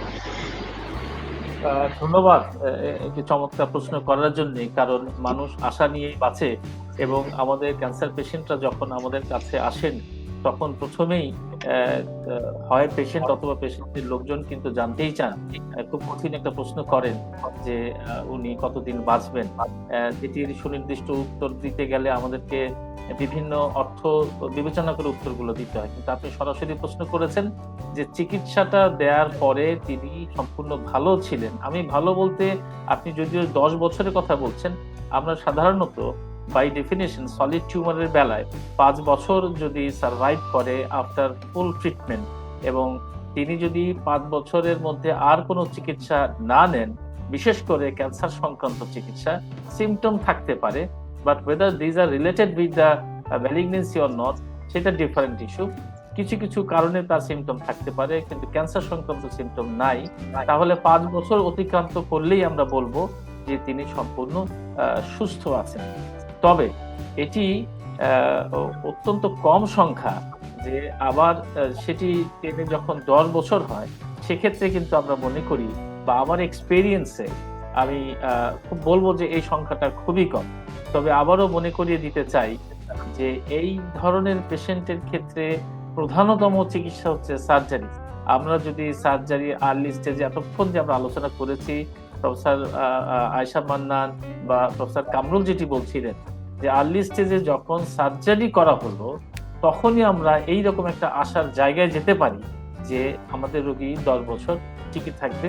আর যে সিমটমস গুলো হবে সেগুলো হচ্ছে সার্জারির কিছু সিমটমস বা আমরা কেমোথেরাপি রেডিওথেরাপি দিয়ে থাকলে তার কিছু সিমটমস হতে পারে, নট যে ক্যান্সারের যদি সিমটম হয় তাহলে তো ধরে নিতে হবে যে আবার তাকে চিকিৎসায় নিতে হবে, যদি পার্সেন্টেজটা খুব কম। ধন্যবাদ। ধন্যবাদ স্যার। স্যার, আলোচনার এক প্রসঙ্গে আপনি বলছিলেন যে ফুসফুসের ক্যান্সার শুধু যে ফুসফুসের প্রাথমিক ক্যান্সার তা না, অনেক জায়গার ক্যান্সার অনেক সময় ফুসফুসে এসে বাসা বাঁধে। স্যার, এই যে যেগুলো অন্য জায়গা থেকে ফুসফুসে আসছে সেই ক্ষেত্রে স্যার ওই রোগীগুলোকে, ক্যান্সারের পেশেন্টগুলোকে আপনারা কিভাবে ম্যানেজ করে থাকেন? ধন্যবাদ শৈলী। এটি আমাদের একজন দর্শক কিন্তু তার প্রিয় মার ব্যাপারে প্রশ্নটি করেছিলেন। যেমন ব্রেস্ট ক্যান্সার সেটি ছিল তার প্রাথমিক উৎস, সেখান থেকে কিন্তু ফুসফুসে এসেছে এবং এরকম সংখ্যা অর্থাৎ মেটাস্ট্যাটিক ডিপোজিট অর্থাৎ ফুসফুসে আরেক জায়গা থেকে আসা, সংক্রমিত হয়ে আসা বা চলে আসা, সেটি বিভিন্নভাবেই আসতে পারে। তো সেটি হয় এবং আমাদের বিশেষ করে ব্রেস্ট ক্যান্সারের বেলায় বা মেয়েদের ওভারির ক্যান্সার আমরা যেটি বলি সেখান থেকে আসতে পারে। আমরা এমনকি আমাদের যে সার্কোমা, যেগুলো বেশিরভাগ আপনার ব্লাড দিয়ে বেশিরভাগই আসে, অস্টিওসার্কোমা হাড়ের থেকে আসতে পারে, তারপরে সার্কোমা বা আমরা আরো অনেক আছে যেমন জার্ম সেল টিউমার, সেগুলোও কিন্তু ফুসফুসে এসে বাসা বাঁধতে পারে। সেক্ষেত্রে আমাদের কি মূলত চিকিৎসা দিতে হয়, যদি তার ইমার্জেন্সি বিষয়টি না হয় তাহলে মূলত আমরা কেমোথেরাপিউটিক ড্রাগস দিয়ে সেই চিকিৎসাগুলো করি। মনে রাখতে হবে এই ড্রাগগুলো কিন্তু ফুসফুসের ক্যান্সারের জন্য বিবেচিত ড্রাগ না, এটি হচ্ছে যেই উৎসে ক্যান্সারটি হয়েছে। এটি যদি ব্রেস্টের হয় তাহলে ব্রেস্ট রিলেটেড যে প্রোটোকল সেইটি দিয়ে কিন্তু আমরা কেমোথেরাপি দিই। এটি যদি ওভারি থেকে হয় তাহলে ওভারি, এটি যদি সার্কোমা থেকে হয় তাহলে সার্কোমার ড্রাগগুলো দেওয়া হবে। কিন্তু ফুসফুসের নিজস্ব অরিজিনের ড্রাগ কিন্তু আলাদা। আরেকটি ক্ষেত্রে আমরা চিকিৎসা দেই, সেটি হচ্ছে রেডিওথেরাপির প্রয়োজন পড়ে। যদি এরকম, আমি একটা আলোচনায় বলছিলাম একটু আগেই যে আমার যদি পেশেন্টের তীব্র শ্বাসকষ্ট হয় এবং শ্বাস প্রশ্বাস নিতে সে প্রায় মারা যাওয়ার উপক্রম হয়, তখন রেডিওথেরাপি জরুরি হয়ে দাঁড়ায়। কিংবা আমাদের যদি পেশেন্ট রক্ত কাশির সাথে খুব বেশি রক্ত আসে, সেক্ষেত্রেও কিন্তু জরুরিভাবে আমরা রেডিওথেরাপি দেই। তবে এখানে আমাদের সার্জন, দক্ষ সার্জন আছেন, আমাদের দেশের স্বনামধন্য সার্জন কামরুল স্যার আছেন অথবা কামরুল আছেন। কখনো কখনো কোনো পেশেন্টের প্রাথমিক জায়গা থেকে, মূল জায়গা থেকে যদি ফুসফুসের কোনো একটি অংশে ছোট্ট একটা চাকা এসে যায়, অর্থাৎ এটিও মেটাস্ট্যাটিক ডিপোজিট হচ্ছে, সেটিরও কিন্তু কখনো কখনো সার্জারি করার সুযোগ আছে। এবং সেটি যদি করা যায় তাহলে যে পেশেন্ট আমরা স্টেজ 4 এর পেশেন্টটাকেও কিন্তু আমরা দীর্ঘদিন বাঁচিয়ে রাখার একটা সুযোগ পাওয়া যায়। সুতরাং এগুলো বিভিন্ন সময় আমাদের কাছে আসে, আমাদের এক্সপিরিয়েন্স আমরা দেখেছি কখনো কখনো এই সার্জারি করার পরে 4-5 বছর টিকে যাওয়া অস্বাভাবিক কিছু। ধন্যবাদ। ধন্যবাদ স্যার। প্রিয় দর্শক, আপনারা অনেক প্রশ্ন করছেন, প্রশ্নগুলো আমি আবার পরে নিচ্ছি। আমি কামরুল স্যার আপনার কাছে আসছি যে লাংস থেকে বায়োপসি নিয়ে একটি পদ্ধতি যে ক্যান্সার হয়েছে কিনা সেটি দেখা। স্যার, আমাদের দেশে লাংস থেকে বায়োপসি এর কাজটা সাধারণত কারা করে থাকে? আচ্ছা, ধন্যবাদ। এক্ষেত্রে আসলে আমরা যতই লাং ক্যান্সারের আমি সিমটম গুলো আলোচনা করলাম, যে কাশি হলে, রক্ত গেলে, ক্ষুধামন্দা হলে, তাহলে আমরা সাসপেক্ট করি। কিন্তু একটা কথা বুঝতে হবে, কোনো ক্যান্সারের চিকিৎসা শুরু করার আগে সাসপেক্ট করে কখনো চিকিৎসা শুরু করা যাবে না। চিকিৎসা শুরু করতে গেলে আমাদেরকে ডায়াগনোসিসটা কনফার্ম করতে হবে যে এটা 100% শিওর হতে হবে এটা ক্যান্সার। তো ফুসফুসের ক্যান্সারে এই 100% শিওর হওয়ার জন্য, সব ক্যান্সারই শিওর হওয়ার জন্য আমরা বলি যে কোনো টিস্যু নেওয়া, যে অর্গানের ক্যান্সার সেই অর্গান থেকে কিছু টিস্যু নিয়ে সেটাকে বায়োপসি করা, সেটা নিয়ে মাইক্রোস্কোপে পরীক্ষা করলে সেটা ডায়াগনোসিস করা হয়। কখনো কখনো এমন বড় টিস্যু না পাওয়া গেলে মাইক্রোস্কোপিক সেলটাকে কালেকশন করা যেতে পারে, সিরিঞ্জের মাধ্যমে কালেকশন করে সেটা স্টাডি করে জানা যেতে পারে। তো মনে রাখতে হবে ফুসফুস অর্গান যেটা লাংস বুকের ভিতরে থাকে, এই জায়গাটা সারফেসে না, এটাকে অ্যাপ্রোচ করা একটু কঠিন কাজ। এবং যেহেতু আমরা জানি ফুসফুসে বাতাস, কার্বন ডাইঅক্সাইড এবং অক্সিজেন যাতায়াত করে, সোর্স অফ এয়ার, এই ফুসফুসের কোন রকম সার্জারি করতে গেলে বাইরে থেকে কখনো কখনো কমপ্লিকেশন হতে পারে। এই জন্য ফুসফুস থেকে বায়োপসি নেওয়াটা একটু ডিফিকাল্ট ইস্যু। তো আমরা জানি যে ফুসফুসের রোগটা যদি আপনার অনেক জায়গায় টিউমারটা এক্সরে দেখে বুঝতে পারবে ক্লিনিশিয়ানরা যে এই টিউমারটা ফুসফুসের পেরিফেরাল পার্ট অর্থাৎ দূরবর্তী কোনো অংশে নাকি শ্বাসনালীর কাছাকাছি আছে এই অংশে। এটা ঠিক করার পরে, নির্ধারণ করার পরে ক্লিনিশিয়ানরা সাজেস্ট করবে। তার একটা গ্রুপ হচ্ছে যদি ব্রঙ্কোস্কোপি, এন্ডোস্কোপিক প্রসিজিওর বলে, শ্বাসনালীর ভিতরে যে এন্ডোস্কোপি দিয়ে যদি কোনো টিউমার বা ওখানে মাংস বা টিস্যু পাওয়া যায় সেটার বায়োপসি করা সম্ভব। সেটা সাধারণত পালমোনোলজিস্টরা সাধারণত করে। ইন্টারভেনশন পালমোনোলজিস্ট যারা আছে তারা এই ব্রঙ্কোস্কোপির মাধ্যমে টিস্যু নিতে পারে।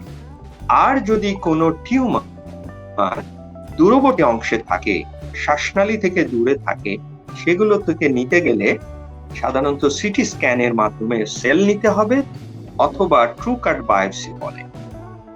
তো এই জিনিসটা আসলে লাং ক্যান্সারের ডায়াগনোসিসটা মনে রাখতে হবে, এটা ওয়ান ম্যান শো না। লাং ক্যান্সারের ডায়াগনোসিস হচ্ছে আপনার একটা টিম ওয়ার্ক।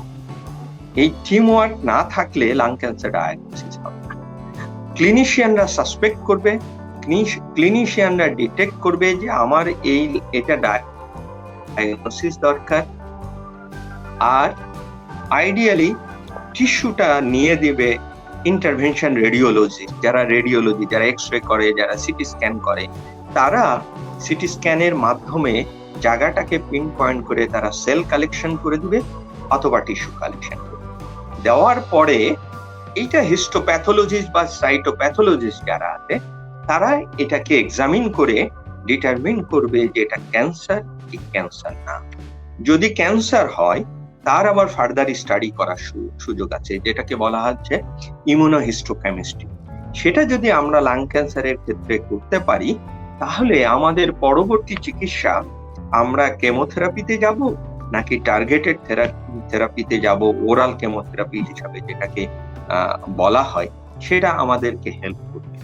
তাহলে কি হলো, ক্লিনিশিয়ান আমাদেরকে ডিটেক্ট করবে, ক্লিনিশিয়ানরা অথবা পালমোনোলজিস্টরা ব্রঙ্কোস্কোপিক্যালি বায়োপসি নিয়ে দিতে পারে, ইন্টারভেনশন রেডিওলজিস্টরা সেটা নিয়ে দিয়ে প্যাথোলজিস্টরা। বাট সার্জনদের রোল কি? এই যে কাজগুলো করার সময় যে কোনো সময় একটা কমপ্লিকেশন ডেভেলপ করে পারে, অর্থাৎ বুকে বাতাস জমে যেতে পারে, রক্ত জমে যেতে পারে। সুতরাং সার্জনদেরকে স্ট্যান্ড বাই থাকতে হবে যে এরকম একটা কোনো সিচুয়েশন হলে পেশেন্টদেরকে যে কোনো রকম ইমার্জেন্সি ম্যানেজমেন্টে হেল্প করতে পারে। সুতরাং টোটাল ডায়াগনোসিস বা বায়োপসি প্রসিজিওরে this is not a single man show, this is a team work. এই জায়গাতে আমাদের ইনস্টিটিউশনালাইজ করতে হবে। আমাদের দেশে এখনো পর্যন্ত যদিও এই টিম ওয়ার্ক, টিম বিল্ডিং হয় নাই, ইভেন দ্যাট অনেক ডায়াগনোসিস আমাদের দেশে এই থ্রু এফএনএসি, থ্রু ট্রুকাট বায়োপসি এবং ব্রঙ্কোস্কোপিক্যালি হচ্ছে। ধন্যবাদ। জি ধন্যবাদ স্যার। একজন দর্শক স্যার কামরুল স্যার আপনার কাছে প্রশ্ন করেছেন, উনি লিখেছেন আমাদের এক রোগীর পোস্ট মাস্টেকটমির অপারেশনের পর তার লাংসে পানি এসেছে, সেটা অ্যানালাইসিস করে ম্যালিগনেন্সি বা সিগনিফিকেন্ট কোনো রিপোর্ট পাওয়া যায়নি। এক্ষেত্রে তার চিকিৎসা কেমোথেরাপির পরিবর্তে লাংসের কোনো চিকিৎসা কি আগে করতে হবে কিনা, কামরুল স্যারের কাছে জানতে। ধন্যবাদ। আসলে এখানে মহিউদ্দিন ফারুক স্যার আগে কিছু কথা বলছিল যে আমরা জানি লাংসের ক্যান্সারকে আমরা মূলত দুইটা ভাগে ভাগ করা হয়। একটা লাংসের নিজস্ব ক্যান্সার যেটা প্রাইমারি লাং ক্যান্সার বলে, আরেকটা হচ্ছে মেটাস্টেটিক লাং ক্যান্সার যেটা শরীরের অন্য জায়গা থেকে, শরীরের অন্য যে কোনো জায়গার ক্যান্সার লাংসে স্প্রেড করে যেতে পারে, সেটা মেটাস্টেটিক ক্যান্সার বা সেকেন্ডারি লাং ক্যান্সার বলা হয়ে থাকে। তো যে প্রশ্নটা করা হয়েছে এটা একটা মেটাস্টেটিক লাং ক্যান্সারের একটা কেস। মনে রাখতে হবে মেটাস্টেটিক লাং ক্যান্সারের ক্ষেত্রে প্রোটোকল 2 রকম। যদি কোনো কারণে, যদি সৌভাগ্যক্রমে প্রাইমারি টিউমার অর্থাৎ তার যে ইনিশিয়ালি ব্রেস্টের টিউমার হোক, কোলনের ক্যান্সার হোক, এইরকম যদি ইনিশিয়াল প্রাইমারি ক্যান্সারটাকে টোটালি কিওর করা যায় এবং তারপরেও যদি লাংসে একটা মেটাস্টেটিক বা নোডিউল বা ছোট একটা টিউমার হয়, সেক্ষেত্রে লাংসেরটাও সার্জারি করা সম্ভব। কিন্তু এই পার্টিকুলার কেসটা মনে রাখতে হবে, ওনার ব্রেস্টের ক্যান্সার পরবর্তীতে প্রেজেন্ট করেছে বুকে পানি নিয়ে, প্লুরাল ইফিউশন বলে, এবং পানির স্টাডি করে ক্যান্সারের কোনো জীবাণু পাওয়া যায়। এক্ষেত্রে মনে রাখতে হবে, প্রথমত যদিও ক্যান্সারের জীবাণু পাওয়া যায় নাই, যেহেতু ওনার আগে থেকে একটা ক্যান্সার আছে এবং পানির নেচার যদি একটু রক্ত মিশ্রিত হয়ে থাকে, তাহলে আমাদের ধরে নিতে হবে এটা আগের ক্যান্সারের সাথে সম্পর্ক আছে, আনলেস প্রুভ আদারওয়াইজ। এবং সেক্ষেত্রে যেহেতু প্লুরাল ইফিউশন আছে, এটার কোনো ডেফিনেটিভ সার্জারি করার সুযোগ নাই। বাট এই প্লুরাল ইফিউশন বা এই পানিটা যাতে বারবার না হয়, সেজন্য আমাদের কাছে কতগুলো প্রসিডিউর আছে, যেটা বলি আমরা বুকের পানিটাকে টোটালি বের করে ফেলে ভিতরে এমন কিছু এজেন্ট দিয়ে দিলে এই স্পেসটা টোটাল অবলিটারেশন হয়ে যায়, যে কারণে ভিতরে আর পানি জমতে পারে না। তো ওনার মায়ের বা ওনার আত্মীয়র যেটা ব্রেস্টের ক্যান্সার, বুকে পানি হয়েছে, যদিও সেটা ক্যান্সার আসে নাই, উচিত ছিল হয়তো একটা পরীক্ষা করা, যে ফ্লুরোস্কোপি করে প্লুরাল বায়োপসি নেওয়া। সেটা যদি নেওয়া হয় না, যদি সেটা অন্য ডায়াগনোসিস না হয়, সে প্লুরাল বায়োপসি নিয়ে এটা রোগ ধরা পড়লো টিবি। খুব রেয়ারলি আমরা কিছু কেস পেয়েছি যে ব্রেস্টের ক্যান্সার পরবর্তীতে বুকে পানি হয়েছে, প্লুরাল বায়োপসি নিয়ে আমরা দেখলাম ওটা টিবি আসলো। সেই পেশেন্ট গুলো অ্যান্টি টিবি দিলে ভালো হয়ে যাবে। কিন্তু কোনো কারণে যদি ম্যালিগনেন্সির না হয়ে অন্য কোনো রোগ না হয়, তাহলেও আমরা সেটাকে ক্যান্সার হিসাবে ডিটেক্ট করে ক্যান্সারের লাইনেই আমাদের চিকিৎসা দিতে হবে। ওনার জন্য কোনো ডেফিনিটিভ কিউরেটিভ লাং সার্জারির সুযোগ নাই, বাট যাতে এই পানি বারবার না জমে, এই টোটাল পানিটাকে বের করে দিয়ে ভিতরে কিছু এজেন্ট দেওয়া, কিছু ওষুধ দিয়ে দেওয়া, উইথ দ্য হোপ যে এই পানি আর বারবার আসবে না, তাহলে উনি হয়তো ভালো থাকবেন। At the same time owner primary যে ব্রেস্টের ক্যান্সারের জন্য নতুন কোনো কেমোথেরাপি দিয়ে চিকিৎসা করার সুযোগ আছে কিনা, ওনার অনকোলজিস্ট এনাকে সেই পরামর্শ দিতে পারে। ধন্যবাদ। ধন্যবাদ স্যার এবং সাইমা মেহজাবিন, আশা করি আপনি প্রশ্নের উত্তর পেয়েছেন। আশা ম্যাডাম, আপনার কাছে আসবো যে আসলে ফুসফুসের ক্যান্সার একটি টিম ওয়ার্ক, যে মাল্টিডিসিপ্লিনারি অ্যাপ্রোচের কথা বলা হচ্ছে ম্যাডাম, এবং এখানে ফুসফুসের ক্যান্সার সার্জারি একটি অন্যতম চিকিৎসা পদ্ধতি। আমরা বাংলাদেশে কামরুল স্যারের কাছ থেকে অনেক কিছু জানতে পারলাম। ম্যাডাম, আপনাদের ওখানে এই সার্জারিটা সাধারণত কারা করে থাকেন এবং ওনারা কোন পর্যায়ে আপনাদের পালমোলজিস্ট যারা আছে তাদের সহায়তা চেয়ে থাকেন? ধন্যবাদ শিউলি। আবারও আমি বাংলাদেশ ক্যান্সার সোসাইটিকে আবারও সাধুবাদ জানাচ্ছি এই অনুষ্ঠানের জন্য, যে সার্জারি যে একটা অপশন ফর লাং ক্যান্সার, এটা আসলে মনে হয় বাংলাদেশে আরো প্রচার করা উচিত। আজকে যে প্রফেসর কামরুলকে আমাদের সাথে একসাথে দেখে সেই জন্য অসম্ভব ভালো লাগছে। প্রফেসর গোলাম মহিউদ্দিন ফারুককেও অনেক ধন্যবাদ আজকের উপস্থিতির জন্য। আমাদের যুক্তরাষ্ট্রে কি হয়, আমাকে যখন একটা রোগী পাঠানো হয় লাং ক্যান্সার সন্দেহ করে ব্রঙ্কোস্কোপি করার জন্য বা বায়োপসি করার জন্য, তখন প্রথমেই রোগীর সাথে প্রশ্নটা আসে, if this is cancer, is this a surgical candidate? যদি ক্যান্সার হয়ে থাকে তাকে কি সার্জারি করা সম্ভব কিনা, এই প্রশ্নটা আমাকে সবচেয়ে আগে উত্তর দিতে হয়। তার কারণ surgery is the only cure. এই প্রশ্নটা রোগী করে, রোগীর আত্মীয় করে, যে পেশেন্ট পাঠাচ্ছে সেও করে। যদি কোনো অনকোলজিস্ট আমাকে কোনো পেশেন্ট পাঠায়, সে অনকোলজিস্ট, যে মেডিকেল অনকোলজিস্ট কিমোথেরাপি দিয়ে থাকে, সে পর্যন্ত আমাকে বলে যে ডক্টর সিকদার, আমরা সার্জারি থেকে একেবারে জানতে চাই যে সার্জিক্যাল অপশন আছে কিনা। তো সেটা অ্যাওয়ারনেস দরকার, সচেতনতা দরকার বাংলাদেশে। এই প্রচার মাধ্যমে আমার মনে হয় সেটা অনেকটা হবে। এবং বাংলাদেশে প্রচুর থোরাসিক সার্জন আছে, যে থোরাসিক সার্জনরা আমাদের যুক্তরাষ্ট্রে অস্ত্রোপচার করেন লাং ক্যান্সারের। বাংলাদেশে প্রচুর আছেন, প্রফেসর কামরুলের মতো ট্রেন্ড আছেন। আমি তাদেরকেও সাধুবাদ জানাই, কারণ কোভিড এরাতে উনি ঢাকা মেডিকেল কলেজে আছেন। আমি ঢাকা মেডিকেল কলেজের ছাত্রী। সেখানে কোভিড এরাতে আমরা দেখেছি যে ঢাকা মেডিকেলে আসলে কত কিছু করা সম্ভব। তো যুক্তরাষ্ট্রে আসি। যুক্তরাষ্ট্রে আমরা যেটা প্যারাডাইম শিফট বলি, গত 10 বছরে লাং ক্যান্সার সার্জারিতে আমরা অ্যাডভান্স দেখেছি ভিডিও অ্যাসিস্টেড থোরাকোস্কোপিক সার্জারি। তার মানে একটা ভিডিও দিয়ে একটা স্কোপ, যেটা এই রকম, যেটার থিকনেস, সেটা ছোট্ট একটা ইনসিশন করে আমরা দেখি যে সার্জনরা ওই চেস্ট ক্যাভিটিতে ঢোকান এবং ক্যান্সারটাকে অস্ত্রোপচার করে সেই লোবেক্টমি, বাইলোবেক্টমি সবই তারা করতে পারেন। তার মানে লাঙের অংশগুলো বের করে আনতে পারেন। এই ভিডিও অ্যাসিস্টেড সার্জারি হয় আমেরিকায় অন্তত 80% রিসেক্টেবল লাং ক্যান্সারের ক্ষেত্রে। কেন হয়? কারণ এটা হচ্ছে মিনিমালি ইনভেসিভ, তার মানে এত ছোট্ট একটা ইনসিশন দিয়ে। এবং বাংলাদেশে যেখানে এত রিসোর্স পুয়ার, সেখানে এটা কিন্তু বিরাট একটা অপশন।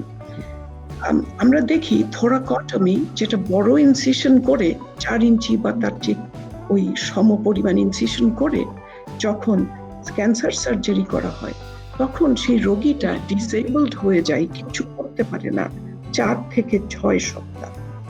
কমপ্লিকেশনস অনেক বেশি হয়, পোস্ট অপারেটিভ নিউমোনিয়া বেশি হয়, পালমোনারি এম্বোলিজম হয় এবং কার্ডিয়াক কমপ্লিকেশনস বেশি হয়। সেটা ভিডিও অ্যাসিস্টেড থোরাকোস্কোপিতে খুব কম হয়।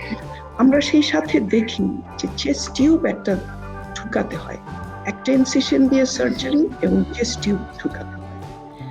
চেস্ট টিউবটা রিমুভ করা হয় ডে 0 বা 1, একই দিনে মাঝে মাঝে বের করা হয়, তা না হলে পরের দিন। পেশেন্টটাকে 2 দিন পরে বাড়িতে পাঠিয়ে দেওয়া হয়।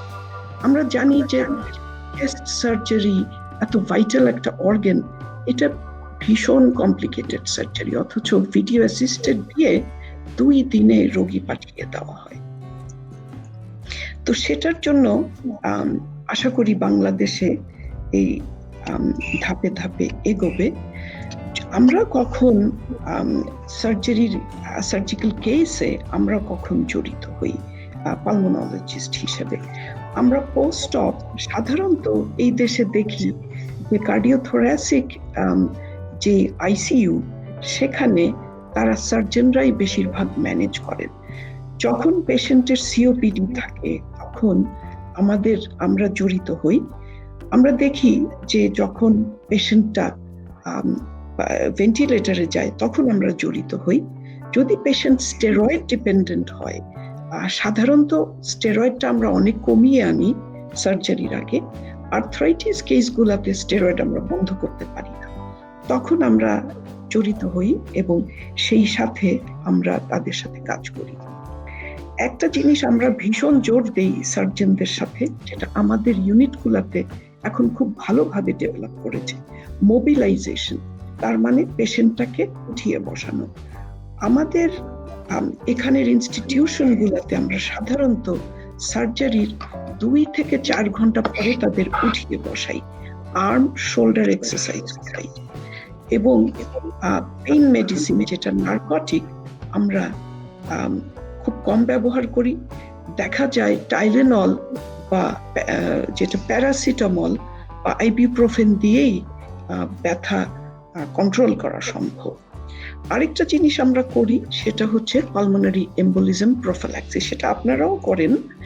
তো তাতে আমরা দেখেছি গত 15 বছরে কমপ্লিকেশন অনেক কম। ধন্যবাদ। ধন্যবাদ ম্যাডাম। কামরুল স্যার আপনার কাছে আসবো ম্যাডামের কাছ থেকে। শোনা যাচ্ছে স্যার? স্যার কামরুল স্যার আপনার কাছে জানতে চাইবে যে ম্যাডামের কাছ থেকে আমরা যুক্তরাষ্ট্রের সার্জারি পদ্ধতি বিভিন্ন পদ্ধতি সম্পর্কে জানতে। কামরুল স্যার আমাকে কি শুনতে পাচ্ছেন? স্যার শোনা যাচ্ছে। আপনার কাছে জানতে দুঃখিত যে যুক্তরাষ্ট্রের আমরা সার্জারি চিকিৎসা পদ্ধতি সম্পর্কে জানলাম। যদি স্যার আপনাকে বলি যে আপনাদের সার্জারি করার সক্ষমতা উন্নত বিশ্বের সাথে যদি স্যার তুলনা করতে পারি তাহলে আমাদের অবস্থানটা কোথায়? ধন্যবাদ। কিছুক্ষণ আগে প্রফেসর আয়েশা ম্যাডাম যে কথাটা বললেন যে একটা গ্রস প্যারাডাইম শিফট হয়েছে যুক্তরাষ্ট্রে। এই প্যারাডাইম শিফট কিন্তু দুইটা জায়গাতে, একটা হচ্ছে ক্যান্সার ডিটেকশনে, যেহেতু স্ক্রিনিং প্রোগ্রাম যুক্তরাষ্ট্রে আছে, তারা আর্লি ডায়াগনোসিস করছে এবং আর্লি ডায়াগনোসিসের ক্যান্সারের চিকিৎসার ক্ষেত্রে অপারেটিভ প্রসিজিওরেও একটা প্যারাডাইম শিফট হয়েছে, যেটা মিনিমালি ইনভেসিভে চলে গেছে। 80% পেশেন্ট মিনিমালি ইনভেসিভে চলে গেছে, যেটাকে ভ্যাটস বলা হয়। 20% পেশেন্ট হয়তো তারা ওপেন করে। আমি ম্যাডামের জ্ঞাতার্থে জানাচ্ছি এবং দর্শকদের জ্ঞাতার্থে জানাচ্ছি, বাংলাদেশেও এই প্যারাডাইম শিফট শুরু হয়ে গেছে। বাংলাদেশেও আমরা ভ্যাটস শুরু করেছি। আমাদের অনেক ছেলেরা দেশের বাইরে যে ট্রেনিং নিয়ে আসছে, এট দ্য সেম টাইম বাইরে থেকে অনেক ট্রেনার নিয়মিতভাবে আমাদের বাংলাদেশে এসে এই ভ্যাটস সার্জিক্যাল প্রসিজিওর আমাদেরকে শেখাচ্ছে। সেক্ষেত্রে আমাদের প্যারাডাইম শিফটটা আমি বলবো, যুক্তরাষ্ট্রে যেখানে 80% ভ্যাটস হচ্ছে, 20% ওপেন হচ্ছে, আমাদের প্যারাডাইম শিফটটা হয়ে যাচ্ছে 20% আমাদের অ্যাপ্রক্সিমেটলি ভ্যাটস, 80% হচ্ছে আমাদের ওপেন। এটা খুব দ্রুতই চেঞ্জ হবে বলে আমি আশাবাদী। কারণটা, আমাদের এই 80% হওয়ার আরেকটা কারণ আছে, যেহেতু আমাদের স্ক্রিনিং প্রোগ্রাম নাই, আমাদের টিউমার ডিটেকশন গুলো, আমরা জানি ভ্যাটস করতে গেলে টিউমারের একটা সাইজের একটা ব্যাপার থাকে, minimum less than 4 centimetre size থাকতে হয়। আমাদের অনেক ক্ষেত্রেই আমরা লাং ক্যান্সারে যেসব কেসগুলো পাই, তাদের টিউমার অনেক অ্যাডভান্স স্টেজে থাকে, যে কারণে ইচ্ছা করলেও আমরা সেই কেসগুলোকে ভ্যাটস করতে পারি না। But things are changing. আমরা আশাবাদী আগামী কয়েক বছরে, আগামী কিছু দিনের ভিতরে আমাদের দেশে অনেক বেশি ভ্যাট চালু করতে পারবো। বাট ভ্যাটস এর আরেকটা সমস্যা আছে, কিন্তু কস্টিং এর কিছু ব্যাপার আছে। বিকজ যে সব স্ট্যাপলিং ডিভাইস গুলো ইউজ করা লাগে ভ্যাটস এর ক্ষেত্রে, সেগুলো কিছুটা এক্সপেন্সিভ বলে, যে কারণে আমরা সবকিছু আগাতে পারছি না। এই হচ্ছে ভ্যাটস নিয়ে বাইরের দেশের সাথে আমাদের দেশের যে পার্থক্যটা, সেটা বললাম। আর ওভারঅল যদি সক্ষমতার কথা আমাকে জিজ্ঞেস করা হয়, আমি বলতে চাই যে ক্যান্সার, লাং ক্যান্সারের চিকিৎসা একটা মাল্টি মডালিটিস। এখানে যদি ইন্ডিভিজুয়ালি চিন্তা করা হয়, সার্জনের কোয়ালিটি বাংলাদেশের is it comparable to others? আমি বলবো ইয়েস, কম্পারেবল। কেমোথেরাপি যিনি দিচ্ছেন যে ডাক্তার, উনি কি comparable? Yes, comparable. Radiotherapy? Yes, comparable. সবটাই কিন্তু ক্যান্সার চিকিৎসা এই ইন্ডিভিজুয়াল সার্জারি না, ইন্ডিভিজুয়াল কেমোথেরাপি না, ইন্ডিভিজুয়াল রেডিওথেরাপি না। ক্যান্সার চিকিৎসায় একটা হচ্ছে কন্টিনিউয়াস প্রসেস, একটা লম্বা লং টার্ম চিকিৎসার ভিতরে থাকতে হয়, এবং কিছু এক্সপেন্সিভ ব্যাপার আছে, যে ড্রাগস গুলো ইউজ করা হয়, যে ফলো আপ লাগে, এগুলোর প্রয়োজন হয়। তো যে ক্ষেত্রে আমার বাংলাদেশে আপনার এক্সপার্ট সার্জন আছে, অনকোলজিস্ট আছে, রেডিওথেরাপি ভালো মেশিন আছে, পেশেন্টও যথেষ্ট আছে, কিন্তু এই পেশেন্ট কি আমাকে স্ট্রিক্ট অ্যাডহেরেন্স টু দ্য প্রোটোকলে থাকছে? আমাদের দেশে এখানে দুইটা জায়গা আমি মনে করি খুব জরুরি। একটা হচ্ছে আমাদের দেশে রেফারেল সিস্টেম নাই। যেহেতু রেফারেল সিস্টেম নাই, আমাদের patient is looking for the best surgeon খুঁজছে, বেস্ট অনকোলজিস্ট খুঁজছে, যেহেতু আপনার রেফারেল সিস্টেম নাই। বেস্ট খুঁজ করতে ওয়ার্স্ট অবস্থায় তারা পড়ে যাচ্ছে, নাম্বার 1। নাম্বার 2, আমাদের দেশের সমস্ত পেশেন্ট গুলো আর্থিক অবস্থা সেখানে নাই। এই জন্য বর্তমান সরকার চেষ্টা করছে ইউনিভার্সাল হেলথ কাভারেজের কথা চিন্তা ভাবনা করছে। তো যদি ইউনিভার্সাল হেলথ কাভারেজ এবং রেফারেল সিস্টেম ডেভেলপ করা যায়, তাহলে এই যে সার্জারি, কেমোথেরাপি, রেডিওথেরাপির এই যে টিম ওয়ার্ক, কখনো সার্জারি আগে, কখনো কেমোথেরাপি আগে, কখনো কেমোথেরাপি পরে বা রেডিওথেরাপি, এই যে একটা সমন্বিত ক্যান্সার চিকিৎসা ব্যবস্থা আমরা দেওয়ার জন্য ম্যান পাওয়ার আছে, বাট এই সমন্বয়ের দরকার, যেখানে একটা রেফারেল সিস্টেম দরকার, যেখানে একটা ইউনিভার্সাল হেলথ কাভার বা হেলথ ইন্স্যুরেন্সের দরকার। সেটা করতে পারলে আমি মনে করি লাং ক্যান্সার চিকিৎসা আমরাও অন্য যে কোনো উন্নত দেশের প্যারালালি চলে যেতে পারবো। ধন্যবাদ। অনেক ধন্যবাদ স্যার। স্যার, বারবার করে প্রসঙ্গটি আসছে যে ফুসফুসে ক্যান্সার একটি মাল্টিডিসিপ্লিনারি অ্যাপ্রোচ, এবং আমরা যদি আজকে অতিথিদের দেখি যে আমরা আলোচনা করছি করোনায় ফুসফুসে ক্যান্সার, আমাদের সাথে একজন মেডিকেল অনকোলজিস্ট আছেন, আমাদের সাথে পালমোলজিস্ট আছেন এবং আমাদের সাথে কার্ডিওথোরাসিক সার্জন আছেন। অর্থাৎ এখানে কিন্তু আমাদের গেস্টদেরকে আমরা চেষ্টা করেছি মাল্টিডিসিপ্লিনারি অ্যাপ্রোচে নিয়ে আসার জন্য। আমি ফারুক স্যারের কাছে জানতে চাইবো যে আমাদের দেশে এই ফুসফুস ক্যান্সারের চিকিৎসার ক্ষেত্রে মাল্টিডিসিপ্লিনারি অ্যাপ্রোচ কিংবা যে সমন্বিত, যেটি কামরুল স্যার বললো, এটি স্যার কেমন অবস্থায় আছে?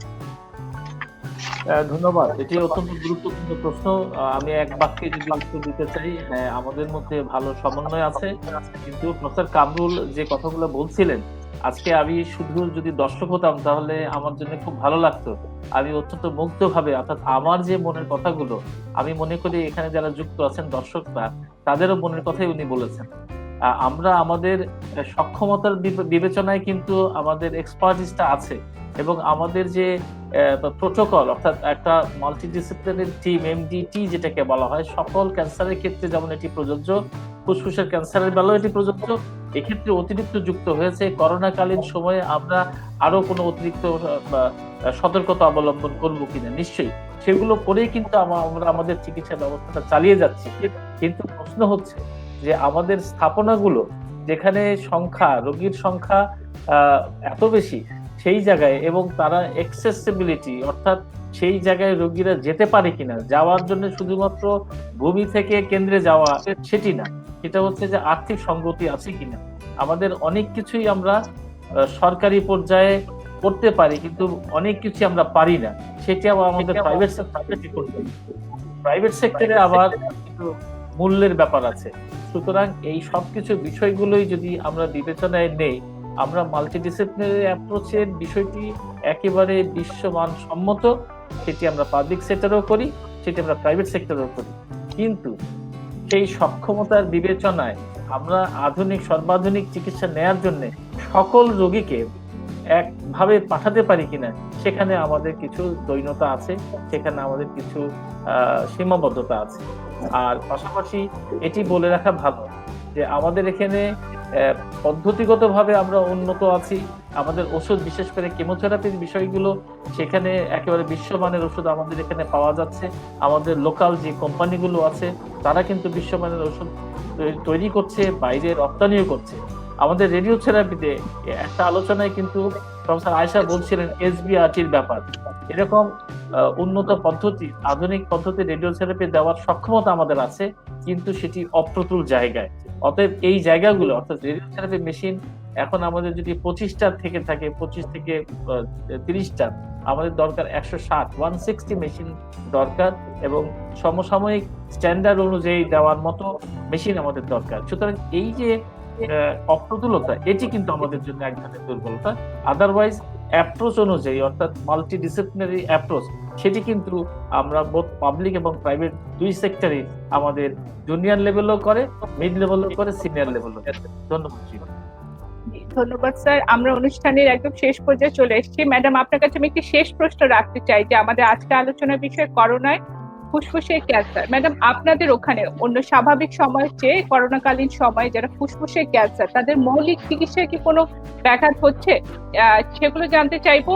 কি কি সমস্যা আপনার সম্মুখীন হচ্ছেন কিনা, এবং আমাদের দেশে করোনাকালীন সময়ে ফুসফুসের ক্যান্সার চিকিৎসা, ম্যাডাম, আপনার পরামর্শ জানতে চাইবো। ধন্যবাদ শিউলি। আমরা জানি যে ক্যান্সার একটি ইমিউনো কম্প্রোমাইজ করে, এবং সেই সাথে কোভিড-19ও একটা ইমিউনো সাপ্রেসড পেশেন্টের জন্য খুবই গুরুত্বপূর্ণ বা ডেঞ্জারাস। তা আমাদের অবশ্যই অনেক কিছু ব্যাঘাত হয়েছে, কিন্তু আমরা সম্ভবত জুন মাস থেকে আমরা কিছু অ্যাডাপটিভ পলিসি নিয়ে আমরা কিন্তু চিকিৎসা আগের মতো চালিয়ে যেতে পারছি। আমরা যেটা করছি যে আপনারা জানেন যে প্রতিটা রোগী বা রোগীর অ্যাটেন্ডেন্ট যখন হাসপাতালে ঢোকে তখন তাদের টেম্পারেচার চেক করা হয় এবং তাদের সিমটম জিজ্ঞেস করা হয়। সেটা স্ক্রিনিং করে আমার মনে হয় যেই দিন থেকে আমরা স্ক্রিনিং করেছি সেই দিন থেকে আমাদের ওই কোভিড-19 উইথ ক্যান্সার ট্রিটমেন্ট যেটা ইন্টারফিয়ার করছিল সেটা আমরা খুব কনফিডেন্টলি ট্রিটমেন্টটা দিতে পারছি যে এই রোগীর কোনো লক্ষণ নেই, এই রোগীকে চিকিৎসা দেওয়া যাবে। তো আমরা ফেজড রিওপেনিং করে সেটা ঠিক করেছি। আমরা জানি যে ফ্লু শট যেটা ইনফ্লুয়েঞ্জা ভ্যাকসিন খুবই প্রয়োজন, সেটা আমরা এই ক্যান্সার পেশেন্টদের আমরা রিইনফোর্স করছি স্পেশালি কোভিড-19 এরাতে। আমি কেন এটা বলছি যে আমরা জানি যে বাংলাদেশে চাইল্ডহুড ভ্যাকসিনগুলা নেওয়া হয় 80 to 90%, কিন্তু ফ্লু ভ্যাকসিন ভীষণ এখানে দুর্বল। তো সেটার অ্যাওয়ারনেসটা আমি করতে চাই। আমরা যেটা পেশেন্টদের বিটুইন ট্রিটমেন্ট যখন তারা কিমোথেরাপি নিচ্ছে বা রেডিওথেরাপি নিচ্ছে বিটুইন ট্রিটমেন্ট তাদেরকে বলছি আইসোলেটেড থাকতে। সেটা আমরা দেখেছি যে পেশেন্টরা অ্যাওয়্যার হলে খুব কাজ করে। প্রতিটা বায়োপসির পেশেন্টকে কোভিড টেস্টিং করছি, যেটা আপনারাও করেন। একটা জিনিস আমরা প্রত্যেকেই একটু নিচে ফেলে দিয়েছি আজকের আলোচনায়, সেটা হচ্ছে ধূমপান দমন বা স্মোকিং সিসেশন। প্রতিটা ধাপে স্মোকিং সিসেশন কাউন্সিলিং করা হয়। আমরা দেখেছি কোভিডের সময় অনেক রোগী ধূমপান বন্ধ করেছে, কারণ স্মোকিং একটা রিস্ক ফ্যাক্টর। এবং একই সাথে লাং ক্যান্সার স্ক্রিনিং আমরা যখন করি, যখন সার্জারিতে যাই পাঠাই, তখনও স্মোকিং সিসেশন ধাপে ধাপে অনেকবার কাউন্সিলিং করি। আমাকে সব সার্জনরা বলে যে তোমার যেই পেশেন্টগুলা অ্যাটলিস্ট 6 সপ্তাহ আগে বন্ধ করেছে স্মোকিং, তাদের আউটকাম অনেক ভালো হয়েছে। তো এই সাথেই আমরা দেখেছি। এই সাথে আমি শুধু যোগ করতে চাই যে আমরা জানি যে হিস্টোরিক্যালি যাদের লাং ক্যান্সার হয় তাদের আউটকাম আমরা জানি খুব একটা ভালো না। তবে আজকের অনুষ্ঠানের মাধ্যমে, এই ধরনের আলোচনার মাধ্যমে আশা করি সাধারণের অ্যাওয়ারনেস বাড়বে, সচেতনতা বাড়বে। স্ক্রিনিং এর উপরে আমি জোর দিতে চাই। এটা কিন্তু যুক্তরাষ্ট্রের বিরাট সাফল্য। আমরা এখনো টার্গেট থেকে অনেক দূরে। তবে যদি কোনো রোগী 55 ইয়ার হয়, যদি তার 30 প্যাক ইয়ার স্মোকিং থাকে, তাকে বছরে একটি ক্যাট স্ক্যান করতে আমি জোর দিচ্ছি।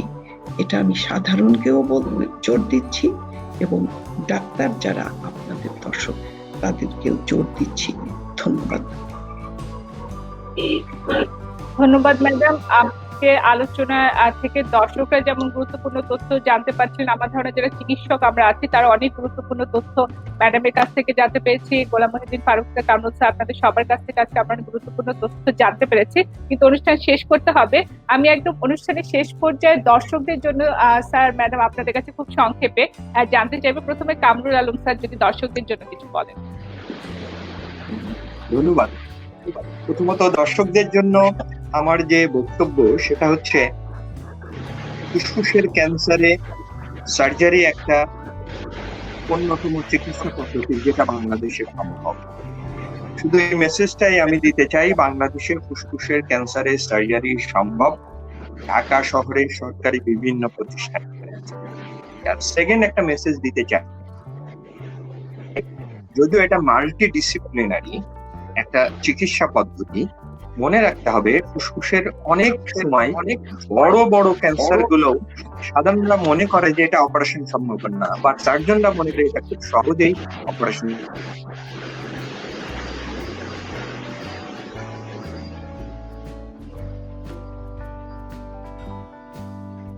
এই জন্য যে কোনো ফুসফুসের ক্যান্সারের একটা সার্জিক্যাল ওপিনিয়ন নেওয়াটা খুব জরুরি বলে আমি মনে করি।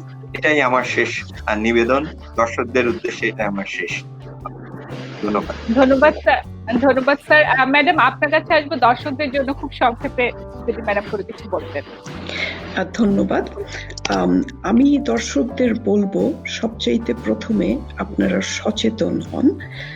যদি ধূমপান করেন তাহলে ধূমপান বন্ধ করুন। আমি আবারও বলতে চাই, আমার যদি 3টা মেসেজ থাকে: smoking cessation, smoking cessation, smoking cessation. একসাথে বলবো, আপনারা আপনাদের ক্রনিক মেডিকেল প্রবলেমগুলা বুঝে নিন, সেগুলা কন্ট্রোল করুন। কিমোথেরাপিতে অনেক অ্যাডভান্স হয়েছে। আমরা জানি কিমোথেরাপিতে, আমরা বলি যে কিমোথেরাপিতে অনেক সাইড এফেক্ট, কিমোথেরাপি খুব কঠিন, অনেক দুর্বল হয়ে যায়। অনেক নতুন কিমোথেরাপি বেরিয়েছে, টার্গেটেড থেরাপি বেরিয়েছে। সেগুলা আপনারা এক্সপ্লোর করুন এবং ডাক্তারের পরামর্শ নিন। ধন্যবাদ। অনেক ধন্যবাদ ম্যাডাম। গোলাম মহিউদ্দিন ফারুক স্যার, সবার শেষে আপনার কাছে জানতে চাইবো দর্শকদের উদ্দেশ্যে এবং আজকের যে আলোচনা আমরা করলাম করোনায় ফুসফুসে ক্যান্সার, স্যার আপনি যদি সংক্ষেপে আমাদের জন্য বলেন। আমার শুধুমাত্র একটা বক্তব্যই রাখতে চাচ্ছি আমার দর্শক শ্রোতাদের মধ্যে যারা আছেন, যে তামাক থেকে দূরে থাকার জন্য যা যা করা লাগে তারা সবাই যেন আমাদের সাথে সহযোদ্ধা হিসেবে থাকেন। তাহলেই আমরা প্রফেসর কামরুলের কাছে, যদি তারপরেও ক্যান্সার হয়, তাহলে আমরা প্রফেসর কামরুলের কাছে আগে, বা কামরুলের মতো যারা আছেন তাদের কাছে আমরা পাঠাতে পারবো সার্জারি করার জন্য। আর আমাদের একজন দর্শক কিন্তু প্রশ্ন করেছিলেন যে 10 বছর টিকে থাকা, প্রফেসর কামরুল যখন সার্জারি করবেন তাহলে কিন্তু আমরা 10 বছরের বেশি আমাদের রোগী আমাদের রাখতে পারবো। আমি সার্জন না, কিন্তু আমি চাই না যে আমার কাছে পেশেন্ট, ফুসফুসের পেশেন্ট আসুক। অর্থাৎ অবস্থাটা এরকম হওয়া উচিত যাতে ক্যান্সারটা না হয়, ফুসফুসের ক্যান্সারটা না হয়। যদি হয় তাহলে আমরা যেন আর্লি ডিটেক্ট করতে পারি এবং এর জন্য যে প্রধান চিকিৎসা সার্জারি, সেখানে যেন আমরা নিয়ে যেতে পারি। এটি হচ্ছে আমার একেবারে প্রধানতম নিবেদন। আমাদের সাথে দর্শকরা থাকবেন এবং আমি মনে করি যে একটা দীর্ঘ জীবন ফুসফুসের ক্যান্সারের পেশেন্টদেরকে আমরা যেন দিতে পারি সমন্বিত চিকিৎসা পদ্ধতির মাধ্যমে, যদি প্রয়োজন হয় ডক্টর কামরুলের সার্জারির পরে। এটি হচ্ছে আমার একটা বিশেষ আবেদন আমাদের দর্শক শ্রোতাদের কাছে, যে তারা আমাদের সাথে থাকবেন তামাক থেকে দূরে রাখার জন্য আমাদের জনগণ। ধন্যবাদ। অনেক ধন্যবাদ স্যার। ধন্যবাদ কামরুল স্যার, আয়েশা ম্যাডাম, গোলাম মহিউদ্দিন ফারুক স্যার, অনেক সময় আজকে আমাদেরকে দেওয়ার জন্য। প্রিয় দর্শক, আপনারা দেখছিলেন বাংলাদেশ ক্যান্সার সোসাইটি নিবেদিত জেনভায়া ফার্মাসিউটিক্যালসের সৌজন্যে ক্যান্সার ব্যবস্থাপনা দেশে বিদেশে।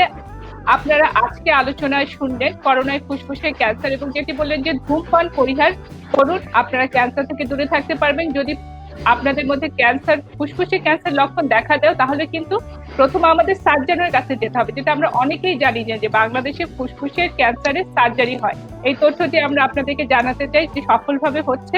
আপনারা সময় মতো সার্জন যারা আছেন, কার্ডিওথোরাসিক সার্জন, তাদের সঙ্গে যোগাযোগ করবেন, অনকোলজিস্ট যারা আছেন তাদের সঙ্গে যোগাযোগ করবেন। সবাইকে ধন্যবাদ জানিয়ে আজকের অনুষ্ঠান এখানেই শেষ করছি। শুভরাত্রি। সবাইকে অসংখ্য ধন্যবাদ। ধন্যবাদ।